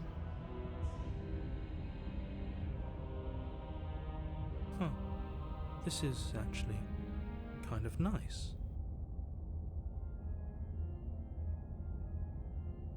It's still a stone basement. If the princess lives here, slaying her is probably doing her a favor. Her booming voice rolls up the stairs. Is that a guest I hear? Don't linger on the stairs. Come down and witness me. You weren't kidding when you said it was booming. She wasn't like this last time. You shouldn't have come down here unarmed. We need to get down there. She wants us to see her. We need to see her.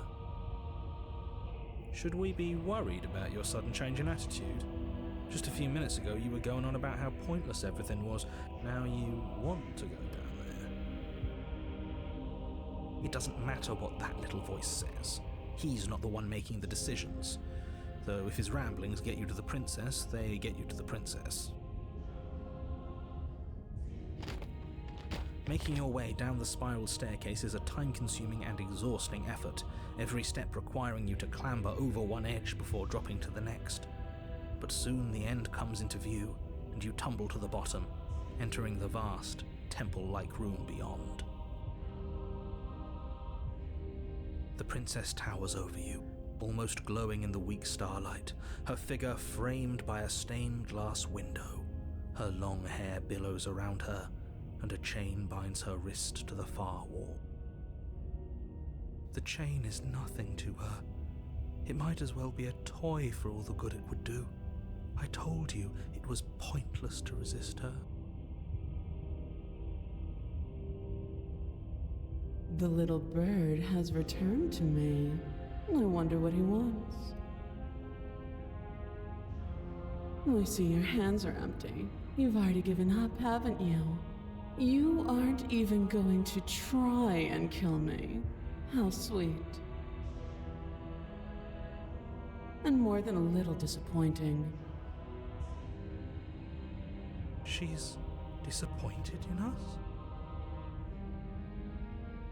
Kneel.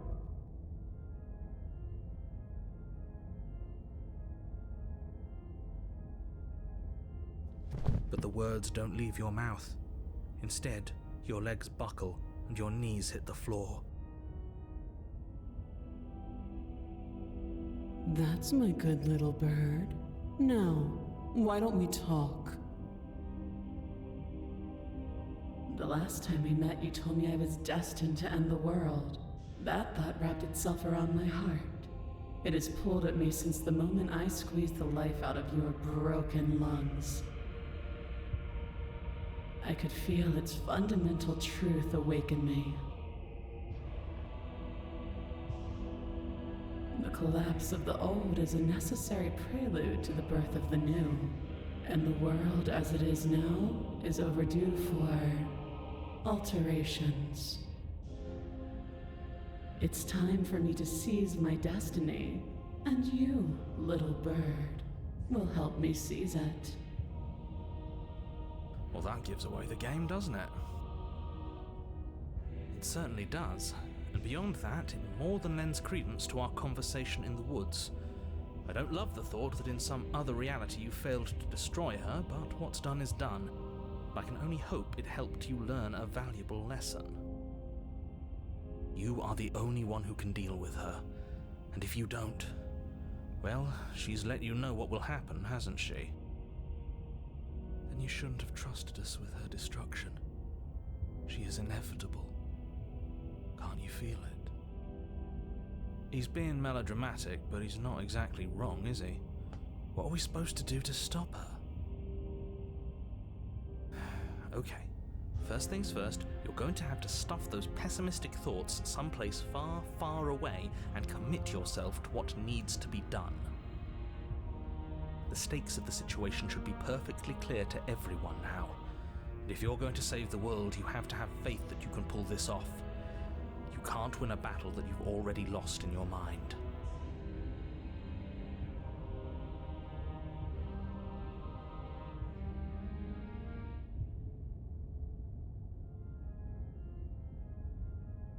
This isn't about desire. This is about what I am. And I have little interest in discussing destiny with one that cannot see the divine truth that shines in my heart.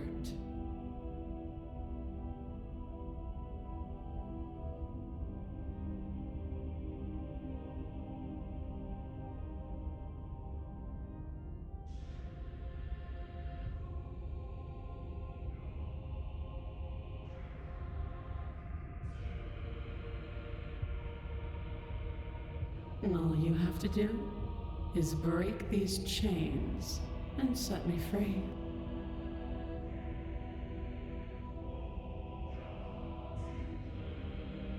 Don't be rude.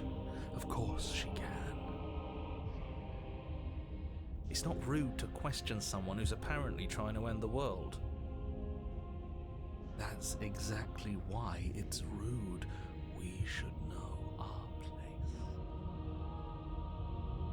I can, easily, but that isn't what I want to do.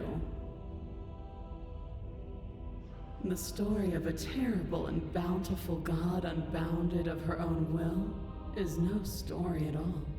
It's not worthy of everything I am, or everything I'm bound to become. It isn't even worthy of what I was. The destruction in Genesis that's to follow in my wake is deserving of a song that can echo for eternity. The song of you, being so struck by my glory, so overwhelmed by what I am, that you feel you must deliver me into the world. And from your act of utter devotion and submission springs a new dawn, a better dawn. Submit now, submit later. It makes no difference.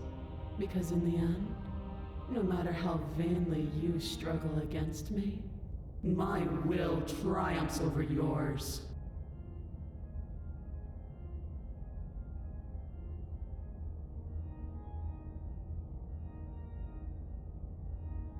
Know the limits of your privilege, little bird. There's an empty place at my side for you to fill, if you'll have it. But it is not a place for an equal. It is a place for something worthy to be kept. A priest, perhaps, or a pet.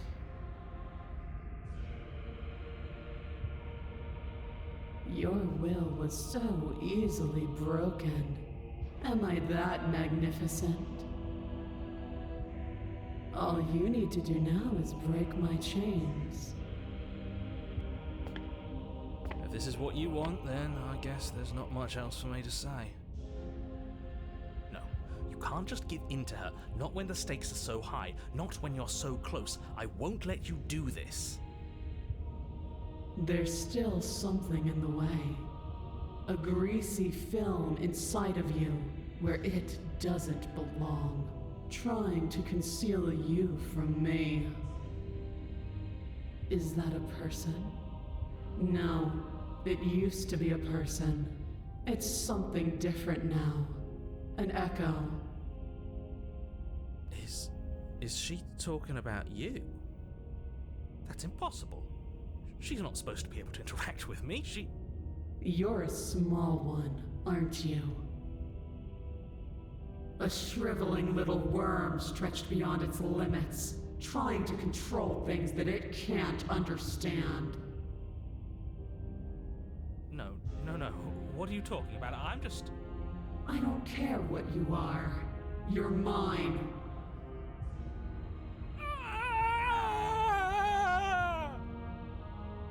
Rise, my little bird. Without hesitation, you're brought to your feet. Break my chains. And how are we supposed to do that? We don't even have a weapon. All you need to do is believe it's been done.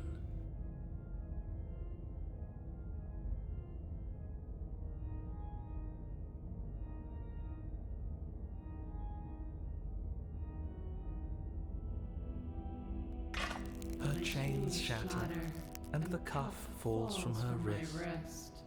She is loose, and the end is upon us.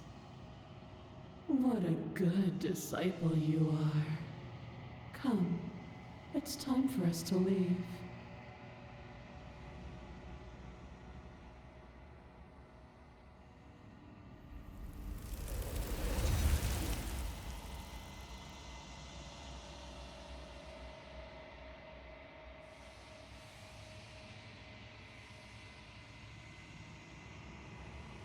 She's gone. Where did she go? Should we try and find her? And there's that mirror again. Why is it here? Why now?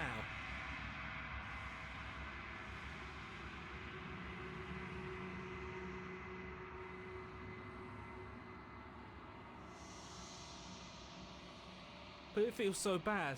Like looking into it right now is going to be the end of everything. I don't want to look at us.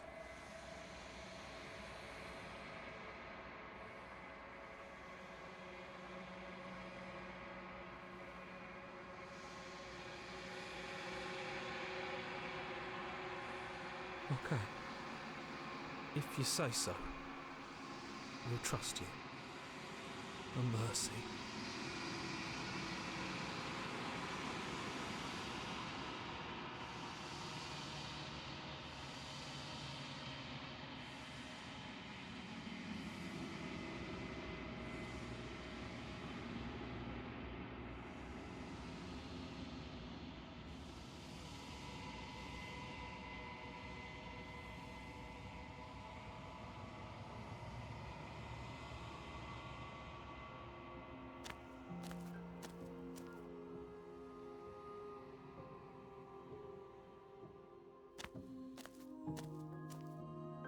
I am a growing chorus of contradiction, a mass of tides ebbing and flowing all at once in more directions than my attention can bear to hold.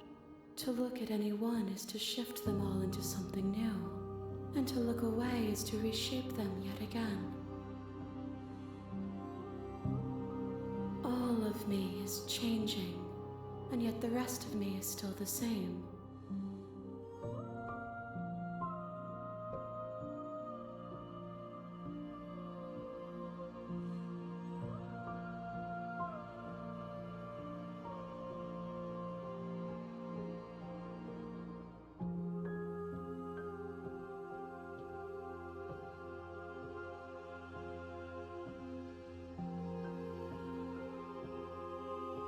My perspectives are shadowed. You have seen what I have seen, just as I have seen what you have seen. The angles of my vantage do not offer me hidden truths, and my attention is turned inward, except when you are here with me. Perhaps this will change when our work is done.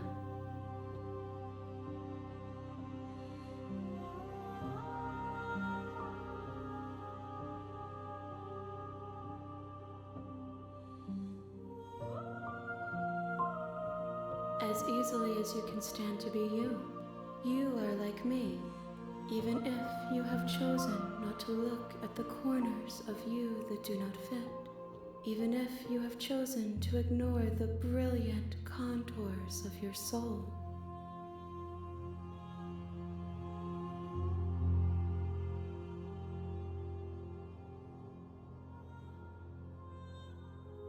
It changes me. But it doesn't make me worse, nor does it make me care for you any less. Does it make you worse? Do you resent me?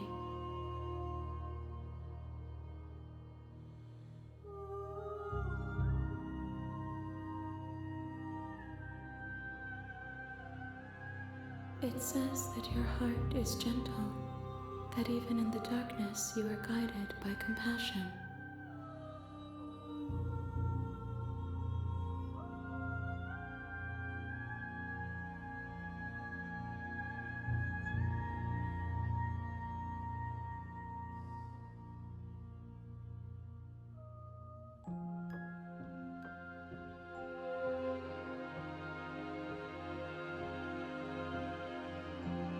We will know when we near our destination.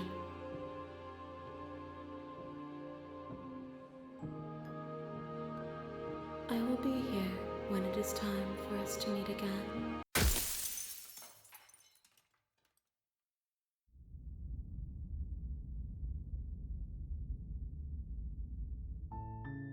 You're on a path in the woods, and at the end of that path is a cabin.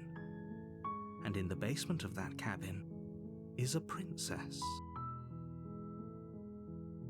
You're here to slay her. If you don't,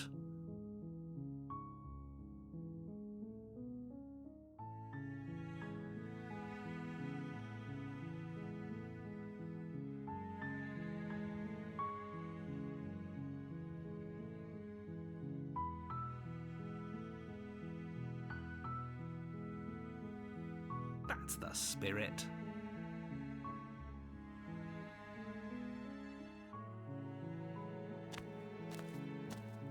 You make your way up the short path to the cabin. You'll find the princess within. We're not going to go through with this, right? She's a princess. We're supposed to save princesses, not slay them. Ignore him. He doesn't know what he's talking about.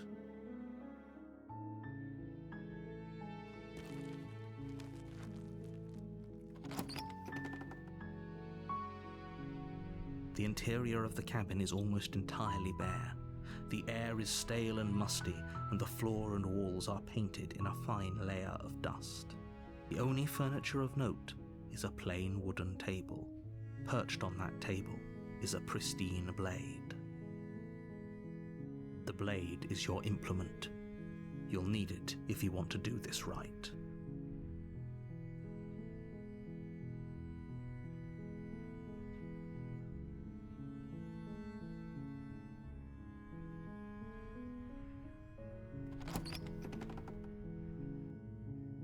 The door to the basement creaks open, revealing a staircase faintly illuminated by an unseen light in the room below. This is an oppressive place. The air feels heavy and damp, a hint of rot filtering from the ancient wood. If the princess really lives here, slaying her is probably doing her a favor. Her voice softly carries up the stairs. Hello? Is someone there? It's hypnotizing. It's the kind of voice you only have to hear once to remember it for the rest of your life. Don't let it fool you. It's all part of the manipulation. You're playing a dangerous game by coming here unarmed.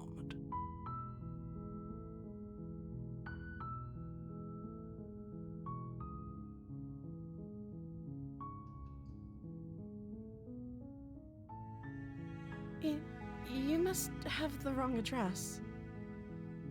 Great job, you've given away the element of surprise. Good luck, hero.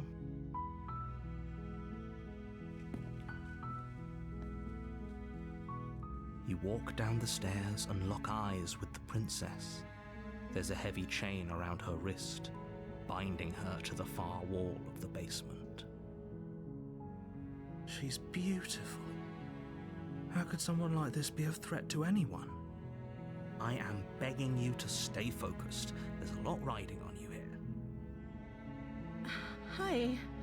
You were joking about coming to kill me, right? Do you think you could get me out of these chains?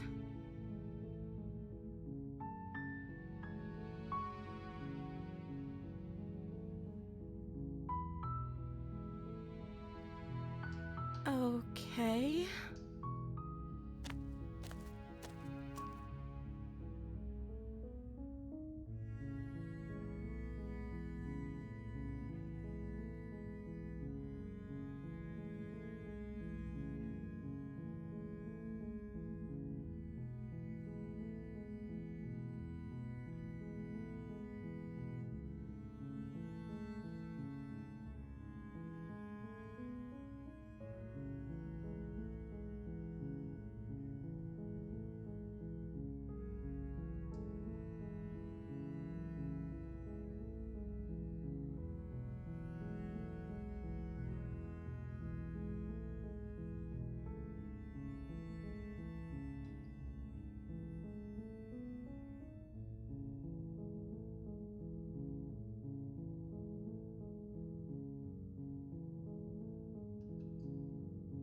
Oh.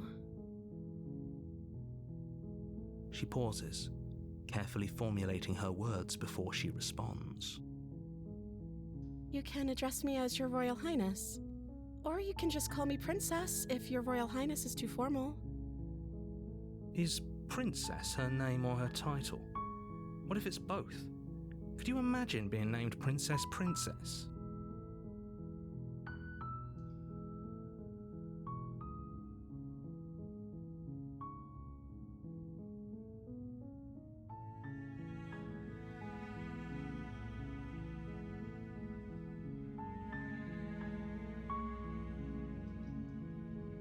Like I said, you can call me Princess if you'd like. I'm sorry, I've been down here so long I guess I've just forgotten.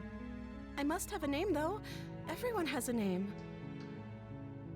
Okay, that's weird. She hadn't even thought to pick a name for herself. Hopefully you're starting to see that she can't be trusted. Go back upstairs, get the blade, and slay her before it's too late.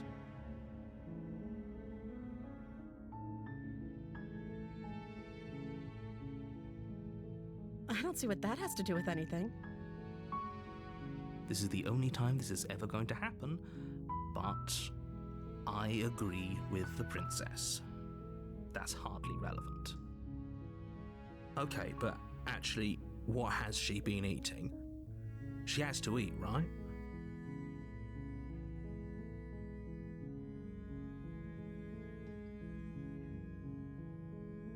Of course I'm locked up down here for a reason. I don't actually know what that reason is, but you don't just stuff a princess in a basement and throw away the key without there being some sort of an explanation, right? You have all the explanation you need, and you should know better than to trust whatever she comes up with.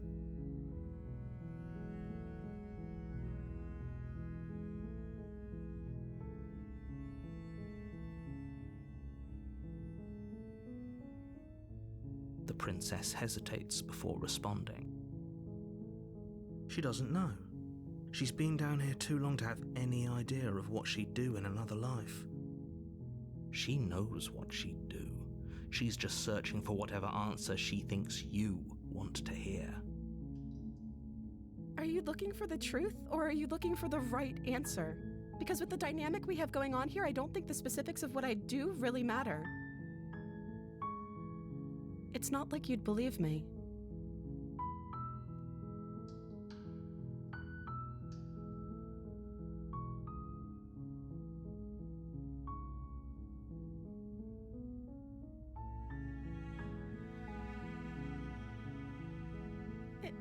Is that why they threw me down here? But I don't want to hurt anyone. I like the world, I think. I don't remember much about it, to be honest.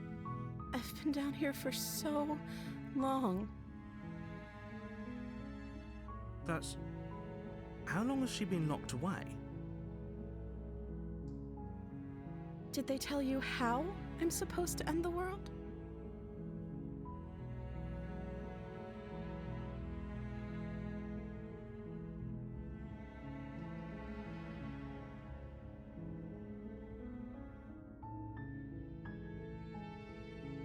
Sooner or later, you'll learn to trust me. Hopefully it won't be too late when you finally come around. Thank you for believing me. Now, can you help me get out of here?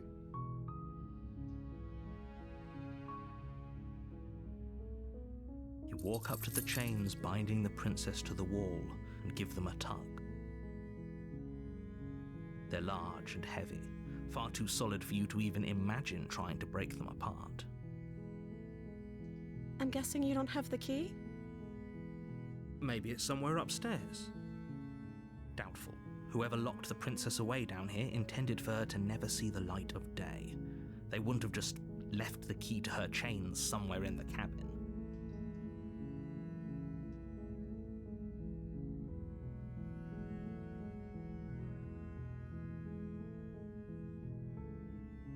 Okay, I'll be here.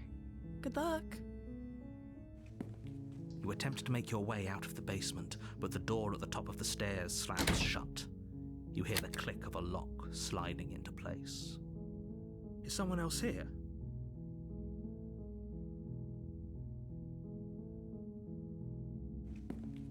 You make your way to the bottom of the stairs.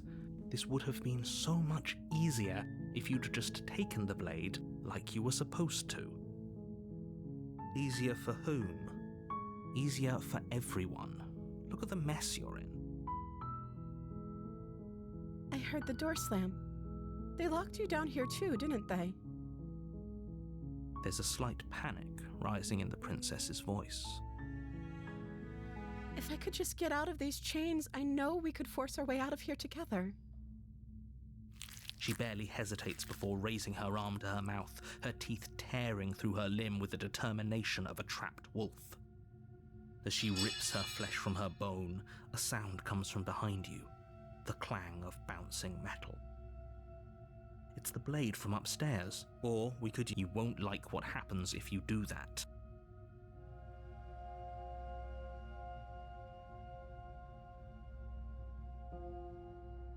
Without hesitation, you bring the blade down and plunge it into the princess's back. Finally. The wound drives her to the ground. Okay, there's no going back now. I'm with you to the end. You bastard!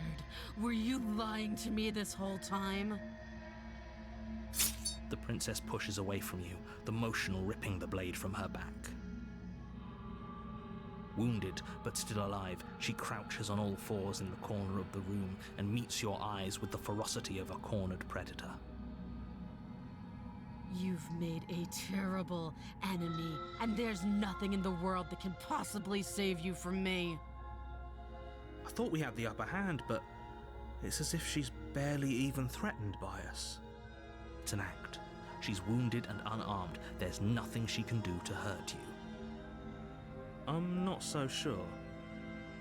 Don't waver now. As you ready your blade to deliver a lethal blow, she lunges at your legs with the same animal ferocity she used to tear at her arm. Your knife cuts into her again and again as you're tackled to the ground, your body racked with pain as she rips into you with tooth and claw. Forget about trying to rescue her. This is about survival now. Give her everything you've got. Though your nerves are seizing with pain, you know you've done your fair share of damage as well, your blade having left deep gashes in the princess's back. You seize a moment of hesitation to throw her off of you and shakily push yourself back to your knees. We can still turn this around.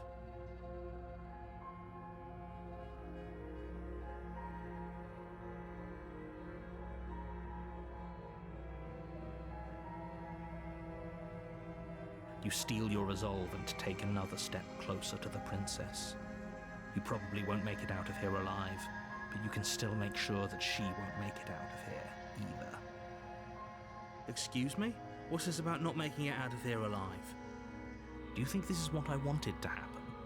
I have a duty to state the facts of the situation, and honestly, it's a miracle anyone in this room is still standing right now. Don't act so surprised. Can you not feel all those gashes and holes pulling you apart? If the princess doesn't do you in here, blood loss is certain to finish the job. You take another step forward, and the princess lunges towards you. The two of you enter one last exchange, a flurry of blade and claw and fleshy ribbons, and then you stop. Neither you nor princess able to go any further. You collapse on the ground, and the princess collapses beside you. Blood pools around you both, and you watch each other fade away. After all this time alone, I thought I'd finally found a friend, but you were just another monster, weren't you? Silence as the room starts to get fuzzy around you. You've paid a terrible price, but you've saved us all. It's over. If you think this is it, you're sorely mistaken. One way or another, I'll make sure you pay for this. But you don't have time to worry over such things. Everything goes dark, and you die.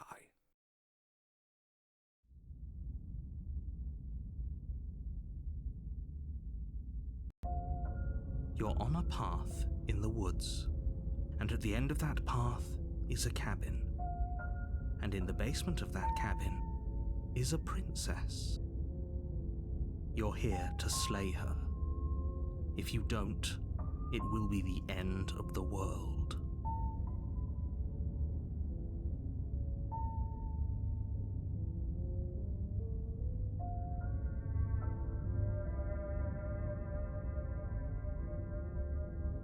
I can assure you that you didn't slay her and that she didn't kill you.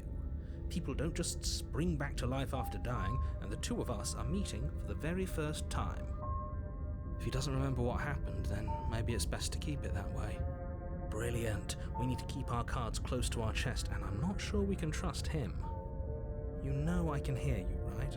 It's going to be a lot harder than you did I say I'm not sure we can trust him? Slip of the tongue, bit of the old brain fog. I meant to say that we should probably head over to the cabin and slay that princess. We already know we can't trust her, so let's get on with the show.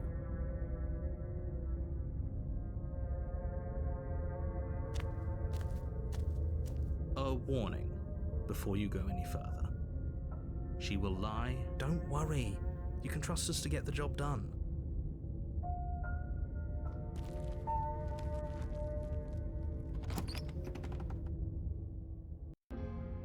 The interior of the cabin is a mess of twisted roots. The walls a chaotic weave of knotted wood that, almost as if by accident, just happened to resemble a room. The floor is damp and earthy, and the only furniture of note is a slab of mud in the shape of a shelf, with a pristine blade perched on its edge. The blade is your implement. You'll need it if you want to do this right.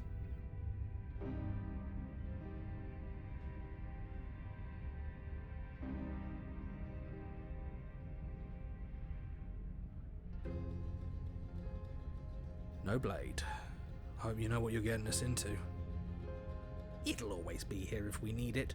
Sure, that was also true last time and we still died, but we definitely know what we're doing this time.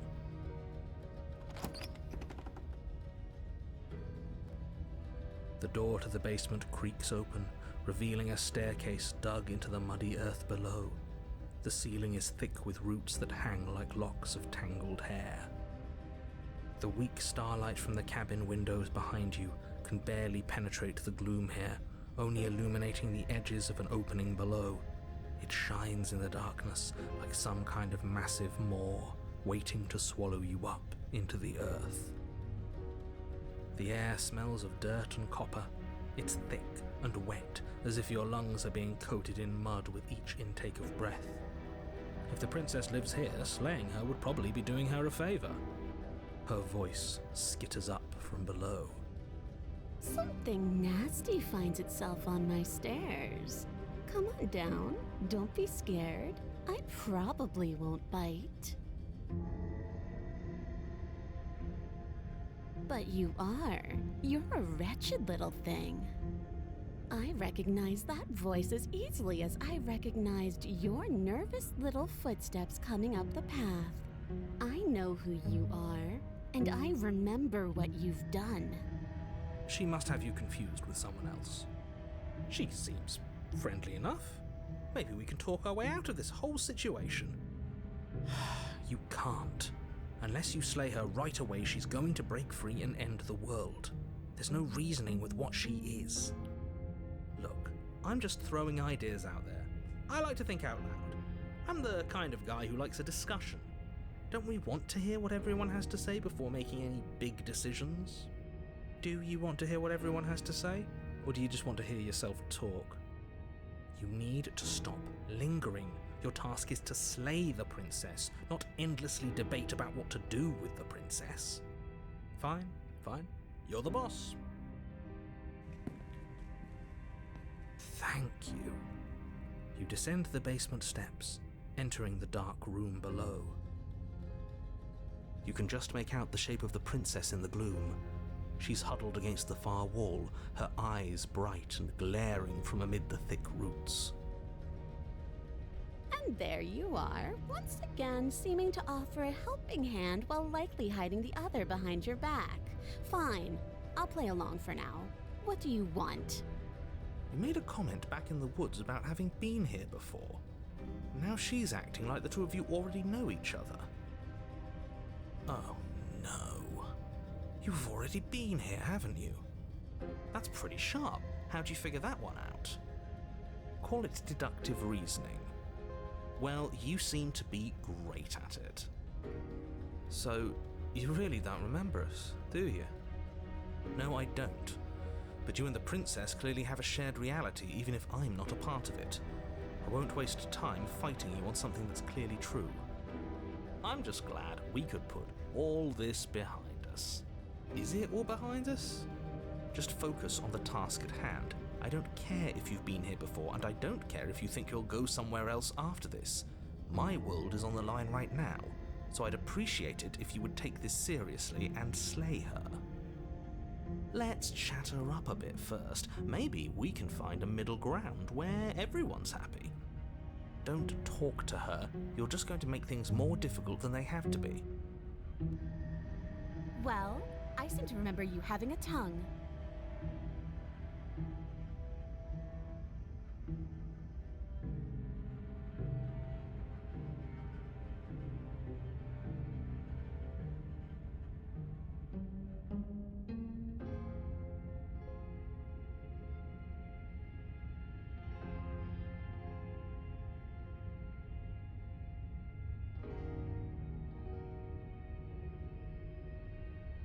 You came to me with empty hands last time, too.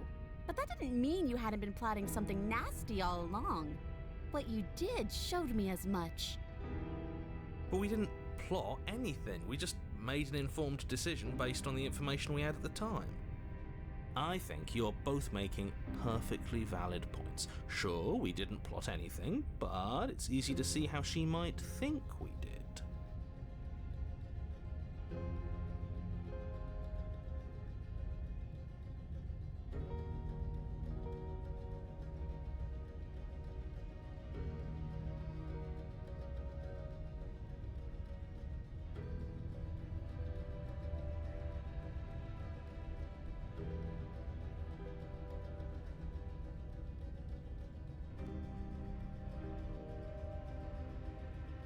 suppose you didn't come into my hovel of your own accord, did you? All right. I suppose I could team up. I need a way out after all, and unfortunately you're the only one I have. Seems to me like she's offering a mutually beneficial arrangement. We should take it. Do you know what the word mutually means? Because it sounds to me like she's offering an arrangement that benefits her and her alone.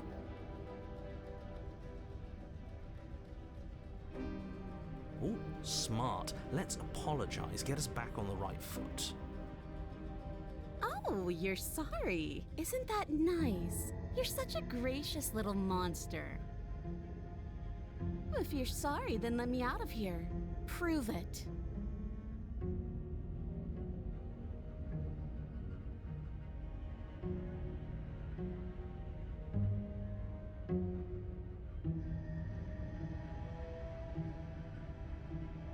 Oh, I don't need you to cut me out. The princess grins as the chains fall from her wrist. She could have gotten out of those the whole time. That sneaky little... A woman after my own heart, really. She knows how to hold her cards close to her chest.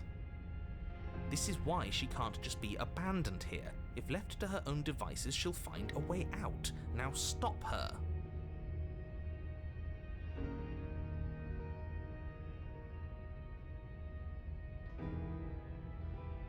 Yes, let's. She creeps forward, taking one cautious step at a time until you and she are face to face. She never breaks eye contact, even as the two of you find yourselves face to face. She's silent for a long moment, as if testing to see what you'll do now that she's within arm's reach. After you, darling. You're the one it lets come and go. It's best if I follow. Oh no, we can't have that. If anyone is going to turn their back on anyone else, she's going to turn her back on us. It shouldn't matter who leads and who follows. We're working together here. Well, if it doesn't matter, then she can go first. We may be in this together, but that doesn't mean we have to trust her. Somebody has to go first, and it might as well be us. We're the ones who broke her trust last time. You're talking a lot about trusting someone who, by her very definition, cannot be trusted. I don't know how many more warnings I have to dole out, but if you help her out of here, you're going to regret it.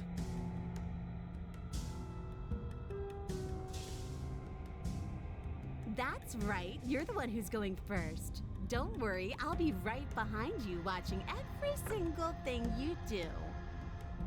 That's exactly what I'm worried about. You step onto the stairs and begin your ascent from the basement. The princess follows close on your heels, perhaps even a little closer than you'd like. You're only saying that because you want us to feel nervous. I do want those things, but I want them for a good reason. I don't need you to trust me for my sake, because I already know that I'm right. This is for you. Can we walk backwards up the stairs? I think that's the smarter idea. She can't sneak in and attack if we're facing her. No. The stairs are a bunch of overgrown roots. You'll trip and hurt yourself. But the princess is silent as you both continue the climb, and in no time at all, the upstairs of the cabin is within reach. Isn't that a relief? We're fine. Nothing happened. You're not even going to wait until you're through that door to proudly claim your victory, are you? What did you just say that? I think we know why. You feel something dig into your shoulder, sharp and piercing. The princess clawing at you and pulling you down with her full weight. Together you tumble back down the uneven stairs, your body and hers crashing against the unyielding wooden roots, until finally you both separate with a bone-shaking thud against the basement floor. You feel something pop. The princess lands against the far wall, gasping as she struggles to recover from the impact. You're still in shock, trying to get a hold of yourself. She grins as you continue to remain exactly where you are, cackling derisively as she watches you realize that you won't be getting up. Wait, why won't we be getting up? I'm afraid your back is broken. One unlucky fall is all it takes, really, and you had several. You know what? I'll say it. That sucks. I don't like having a broken back. We were going to help her. Why? Why did she do that? It's what I would have done. Have you considered not being like that? Of course not. It's what keeps us alive. And yet here we are, paralysed and stuck with someone who hates us in the basement of a remote cabin. You must have known this was coming. The arrogance of turning your back to me after everything you've done.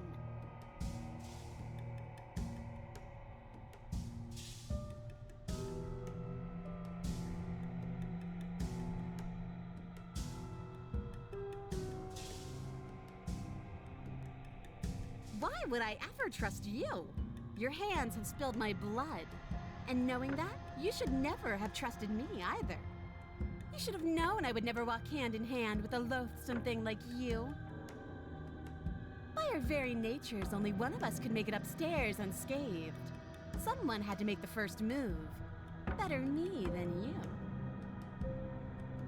See, this is why I wanted her to go first. I had this whole little scheme planned, where once she'd passed by the table upstairs, I'd have said, now pick up the blade and stab her in the back.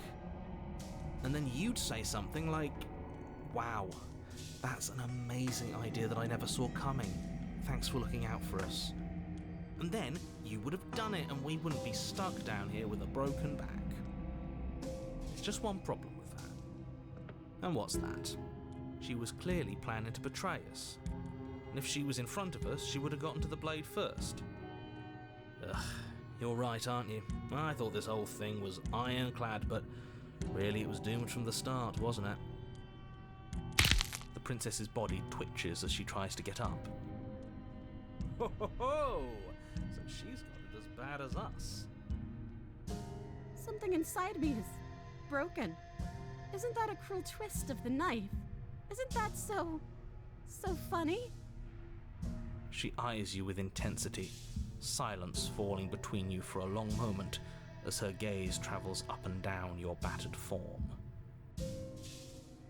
Seems I'm not the only one, though.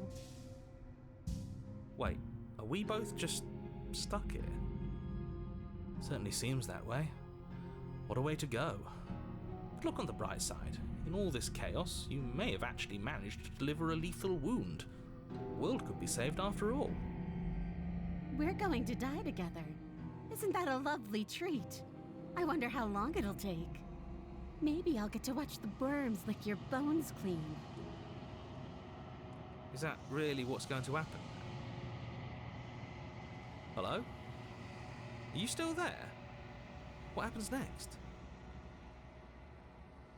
I think he's gone. Something strange is twisting this place out of shape. I wasn't feeling much of anything, but now I feel cold.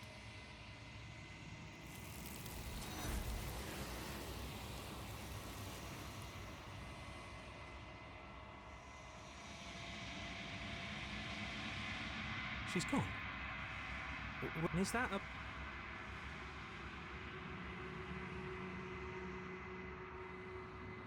But it feels so bad. Look, if he thinks it's bad, I'm with him. Okay. Finally, we're going.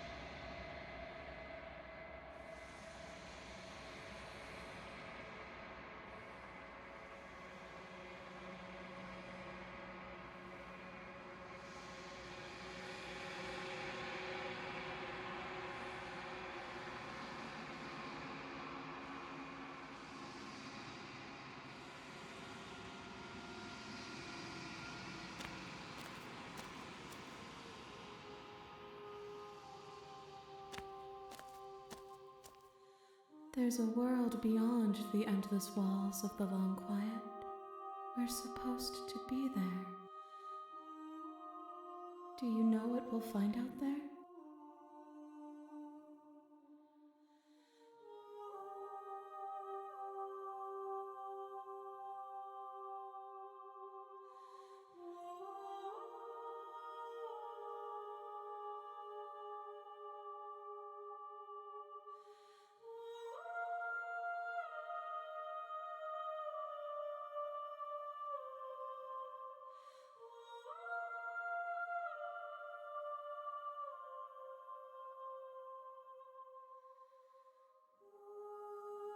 There is a warmth and sadness in me at the thought of people.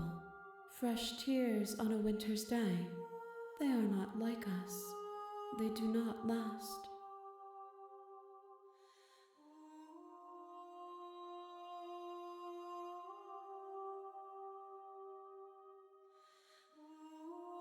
We are real. Nothing is an idea that dwells in the absence of something, but nothing cannot exist on its own, and because of that, nothing can't exist.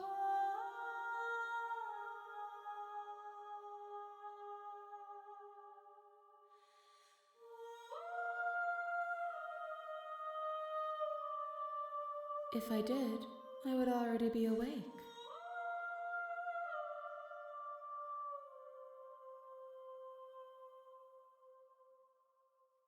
No, their thoughts are quiet. Do you think your narrator lives in the spaces beyond?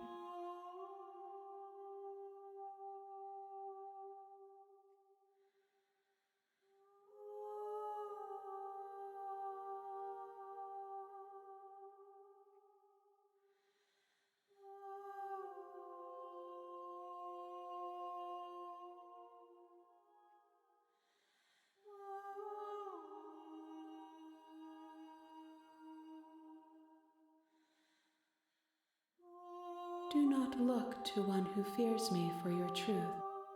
The only answers worth knowing are those we can find within ourselves.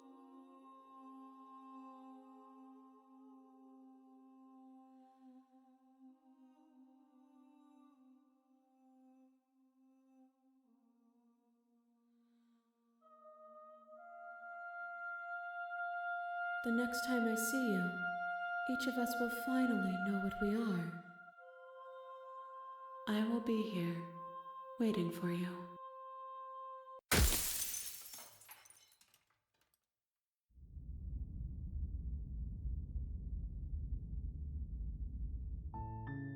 You're on a path in the woods, and at the end of that path,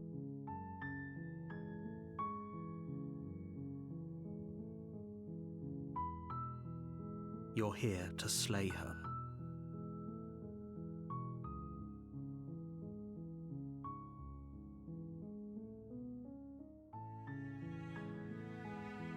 Seriously? You're just going to turn around and leave? Do you even know where you're going?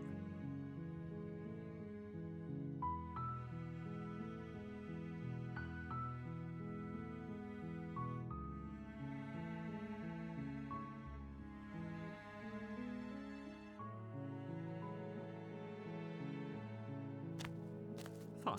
I suppose you just quietly continue down the path away from the cabin. Good. What we're being asked to do here is wrong. Better to wash our hands of this whole situation than to take part in it. Ignore that annoying little voice. He doesn't know what he's talking about. That's strange. It looks like this path also leads to the cabin. How convenient. Everything's back on track again. Maybe the world can still be saved after all.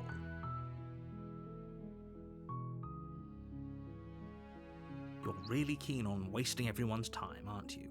It's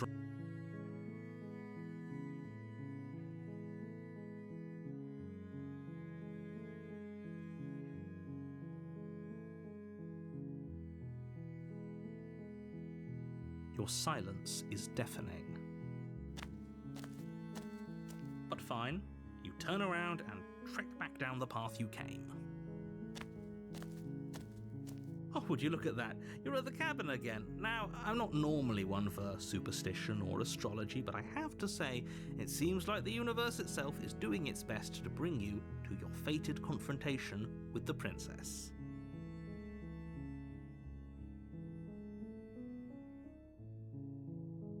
There's always a choice.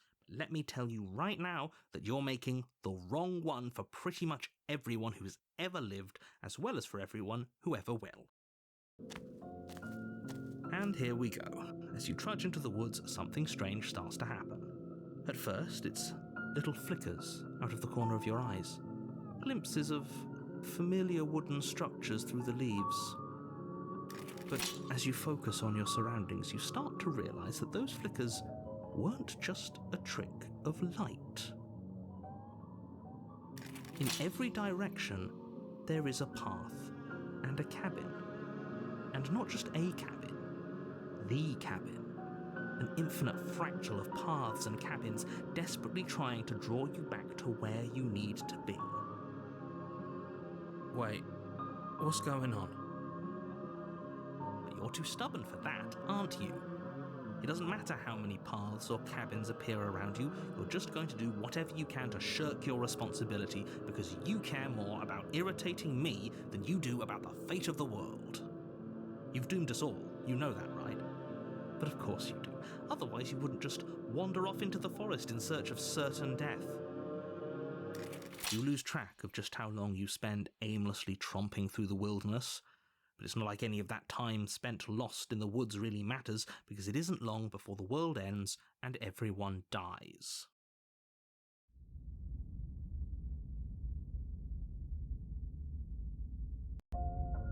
You're on a path in the woods, and at the end of that path is a cabin.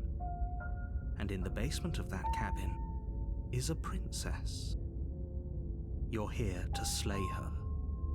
If you don't, it will be the end of the world.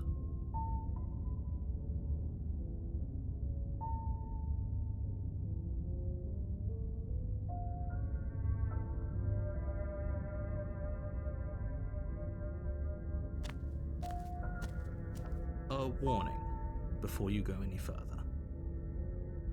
She will lie. If we're stuck going in there, maybe we should believe her. Maybe she isn't a liar. Ignore him. He's just being difficult for the sake of it. Let's keep an open mind. The cabin interior is wrong. A confusing patchwork of many cabin interiors, all projected across what's almost the same space. But it's all shifted.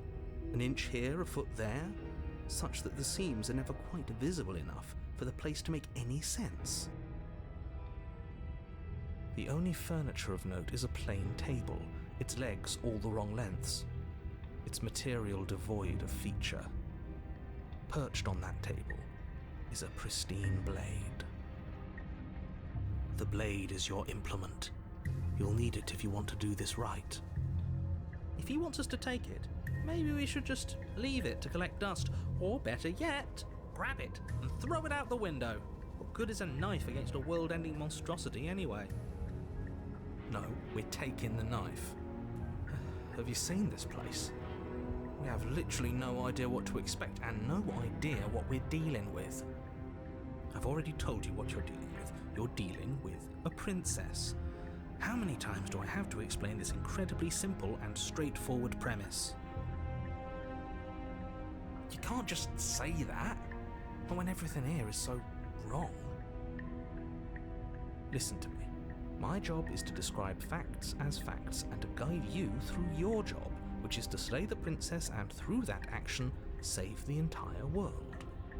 And if you're going to slay her, you cannot let fear creep into your heart. You cannot lose yourself before you even get to her. Oh, ho, ho, ho. You've piqued my interest. What's going to happen if we lose ourselves? Nothing, because you're going to pull yourself together. Just ignore the stressful geometry and stay calm. How? Even if we closed our eyes, you're constantly describing it to us. I'm not going to stop doing my job, so you're just going to have to get better at yours. And quickly, if you don't mind. Yes, take a deep breath. I'm all for getting under his skin, but we'll miss out on loads of fun if we shrivel up into a ball and go insane the first time we see something weird. What you're seeing here is obviously real. Just accept it and go with the flow. It really isn't hard. Okay, I'm fine. Good. Now, whenever you're ready, we're all waiting for you to complete a very important task.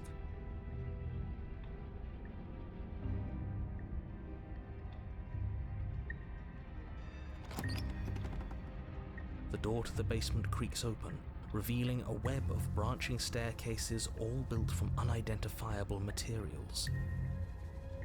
Nothing here seems to belong, and the closer you examine your surroundings, the more confused you get, your head throbbing with the effort of making sense of this place. None of the stairs even seem to go anywhere, let alone down. The air here has a sickening, almost sludge-like miasma to it, the kind of indiscernible quality that comes from the blending together of every scent there is at once. An odour that is simultaneously everything and yet the sum of it all coalescing into a thick, nauseating nothing. If the princess lives here, slaying her is probably doing her a favour. Her voice, a disquieting collage of tone and personality, drags up the stairs. Hello? Hi. What are you doing here? Are you here to kill?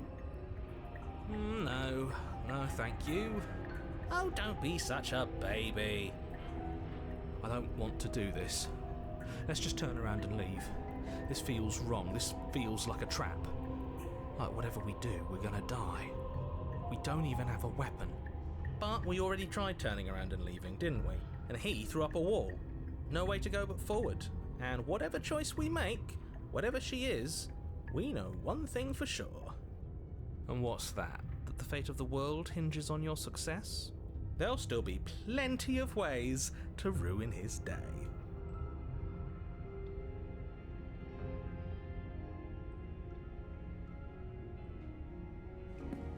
You step onto the centre staircase. Paths wind out around you in all directions, each step branching into its own staircases, which branch into their own staircases, and so on. You aren't quite sure if yours is taking you up or down, but at the very least, it's taking you somewhere. You concentrate on where you are, careful not to stray onto any of the many splitting branches that tempt you on all sides. You wouldn't want to have to backtrack to yours once you'd made a decision that took you someplace else. And so you take one careful, focused step after another. 1 foot down, another foot down, another after that. You lose yourself in following the correct pattern, in following what looks to be the true path, the one that cuts straight down, or up, or maybe sideways. But no matter the direction it goes, it certainly is the most true path. You know that much.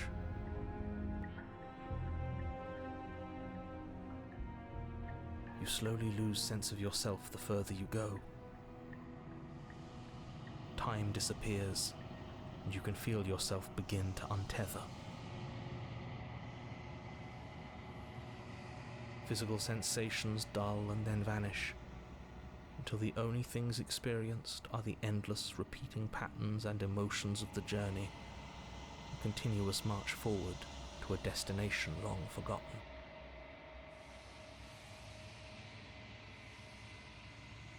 Consumption and betrayal, skepticism and blind devotion, rivalry and submission, terror and longing, pain and unfamiliarity. And at the heart of it all, an emotion that can only be described as... Can I help you? What the hell was that? What happened to us? I feel so strange. Like I'm fundamentally different, but also still the same person I was at the top of the stairs. Oh well, that was a trip, but now it's over. Time to get back to our old devilish ways. The princess, eyes bright but otherwise shrouded in darkness, watches you impatiently from the other side of the basement. Don't forget why you're here. And why are we here again? In case you weren't listening, I'm afraid I lost myself on the way down. You're here to... He's just being an ass, we remember. Though I'm still not sure if we should trust you. Let's talk to her for a bit, try and get our bearings. She seems normal.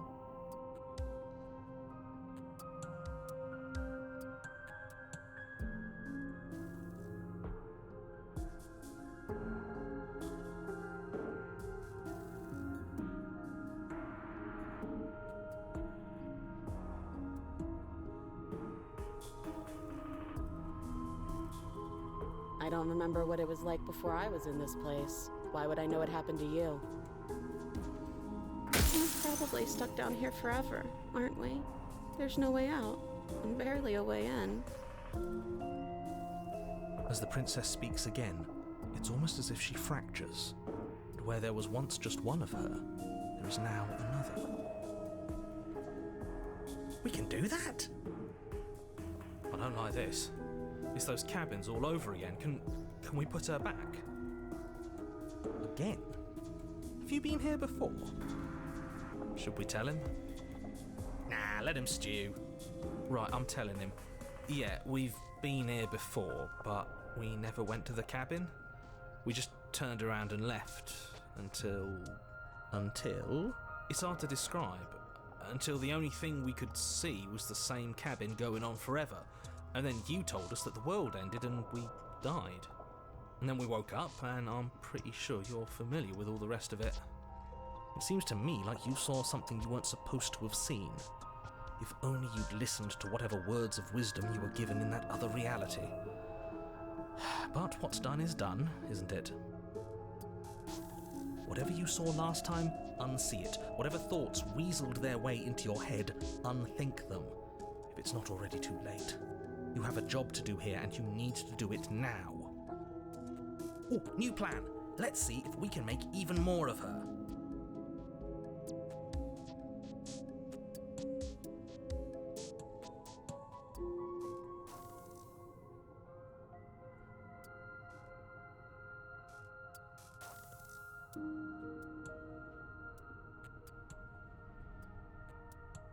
Wait, that's not right.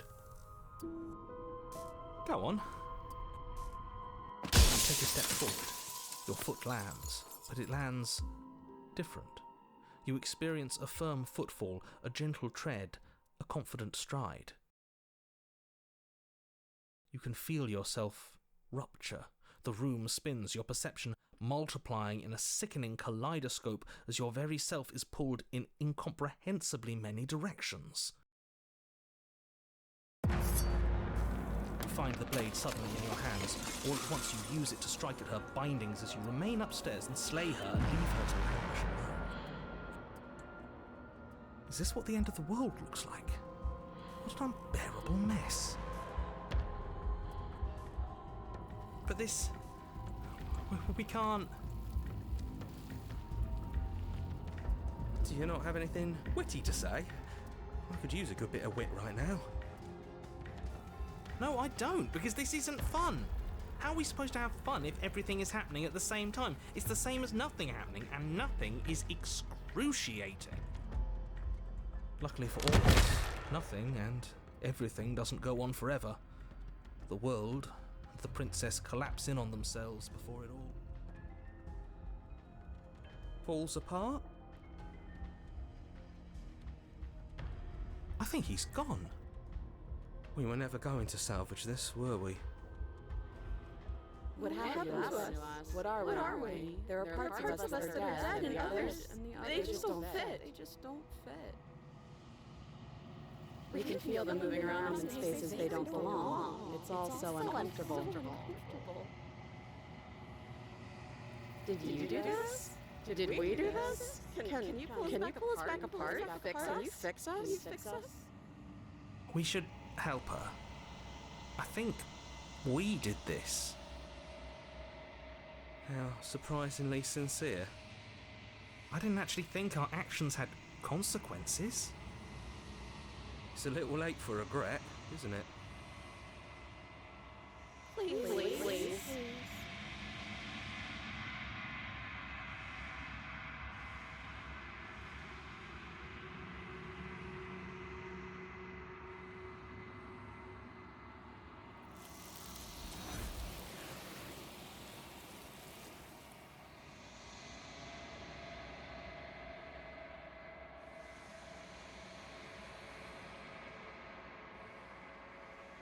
She's gone. Where did she go? Should we try and find her? Is that a... But it feels so bad. Like looking into it right now is going to be the end of everything. Yeah, don't look at it. I don't like that thing.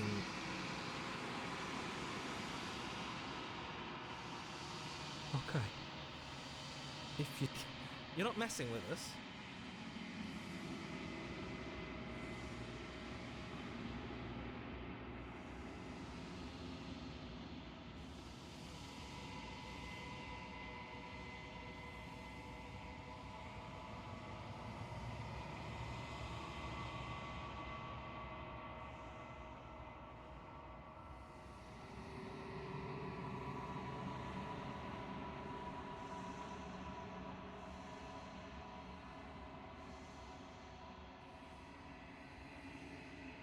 I think you know what I am.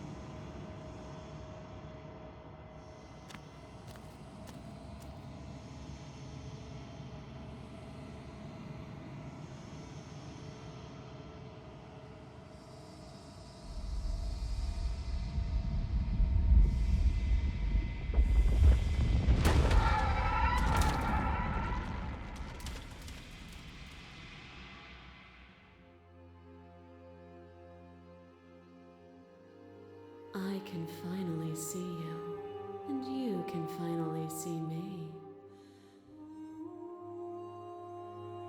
It's been so long, and my heart has ached for this moment. I've missed you dearly.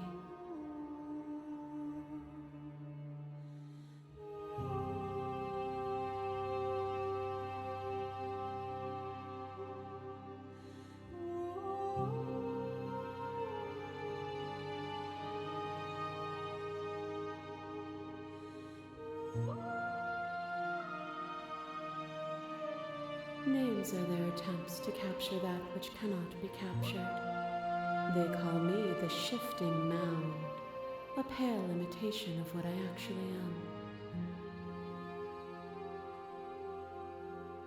Ever the passive player, always reacting and never acting, but it's woven into your nature, isn't it?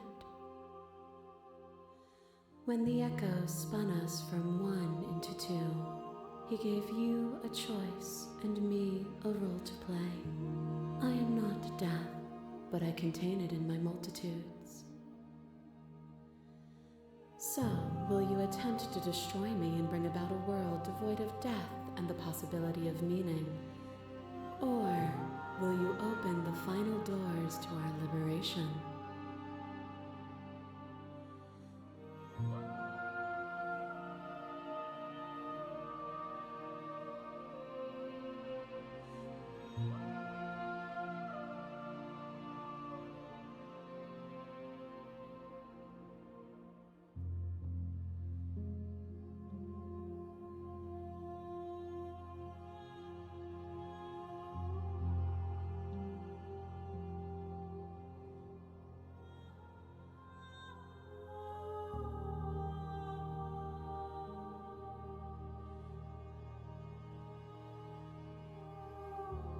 Nothing brings me greater joy than to hear those words.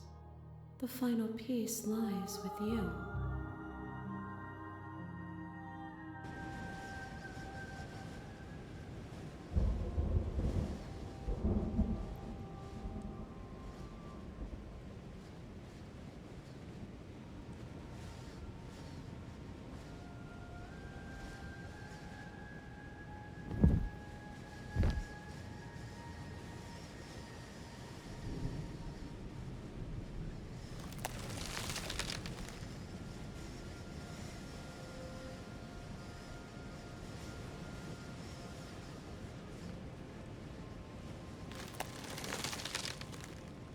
I love you.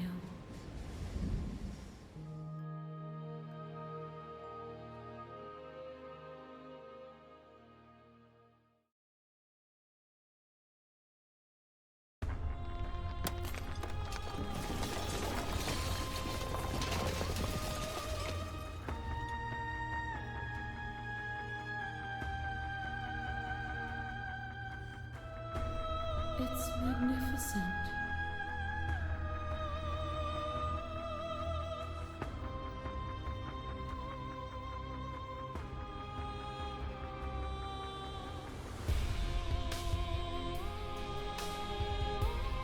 Everything, just like it always has been, and just like it always will be.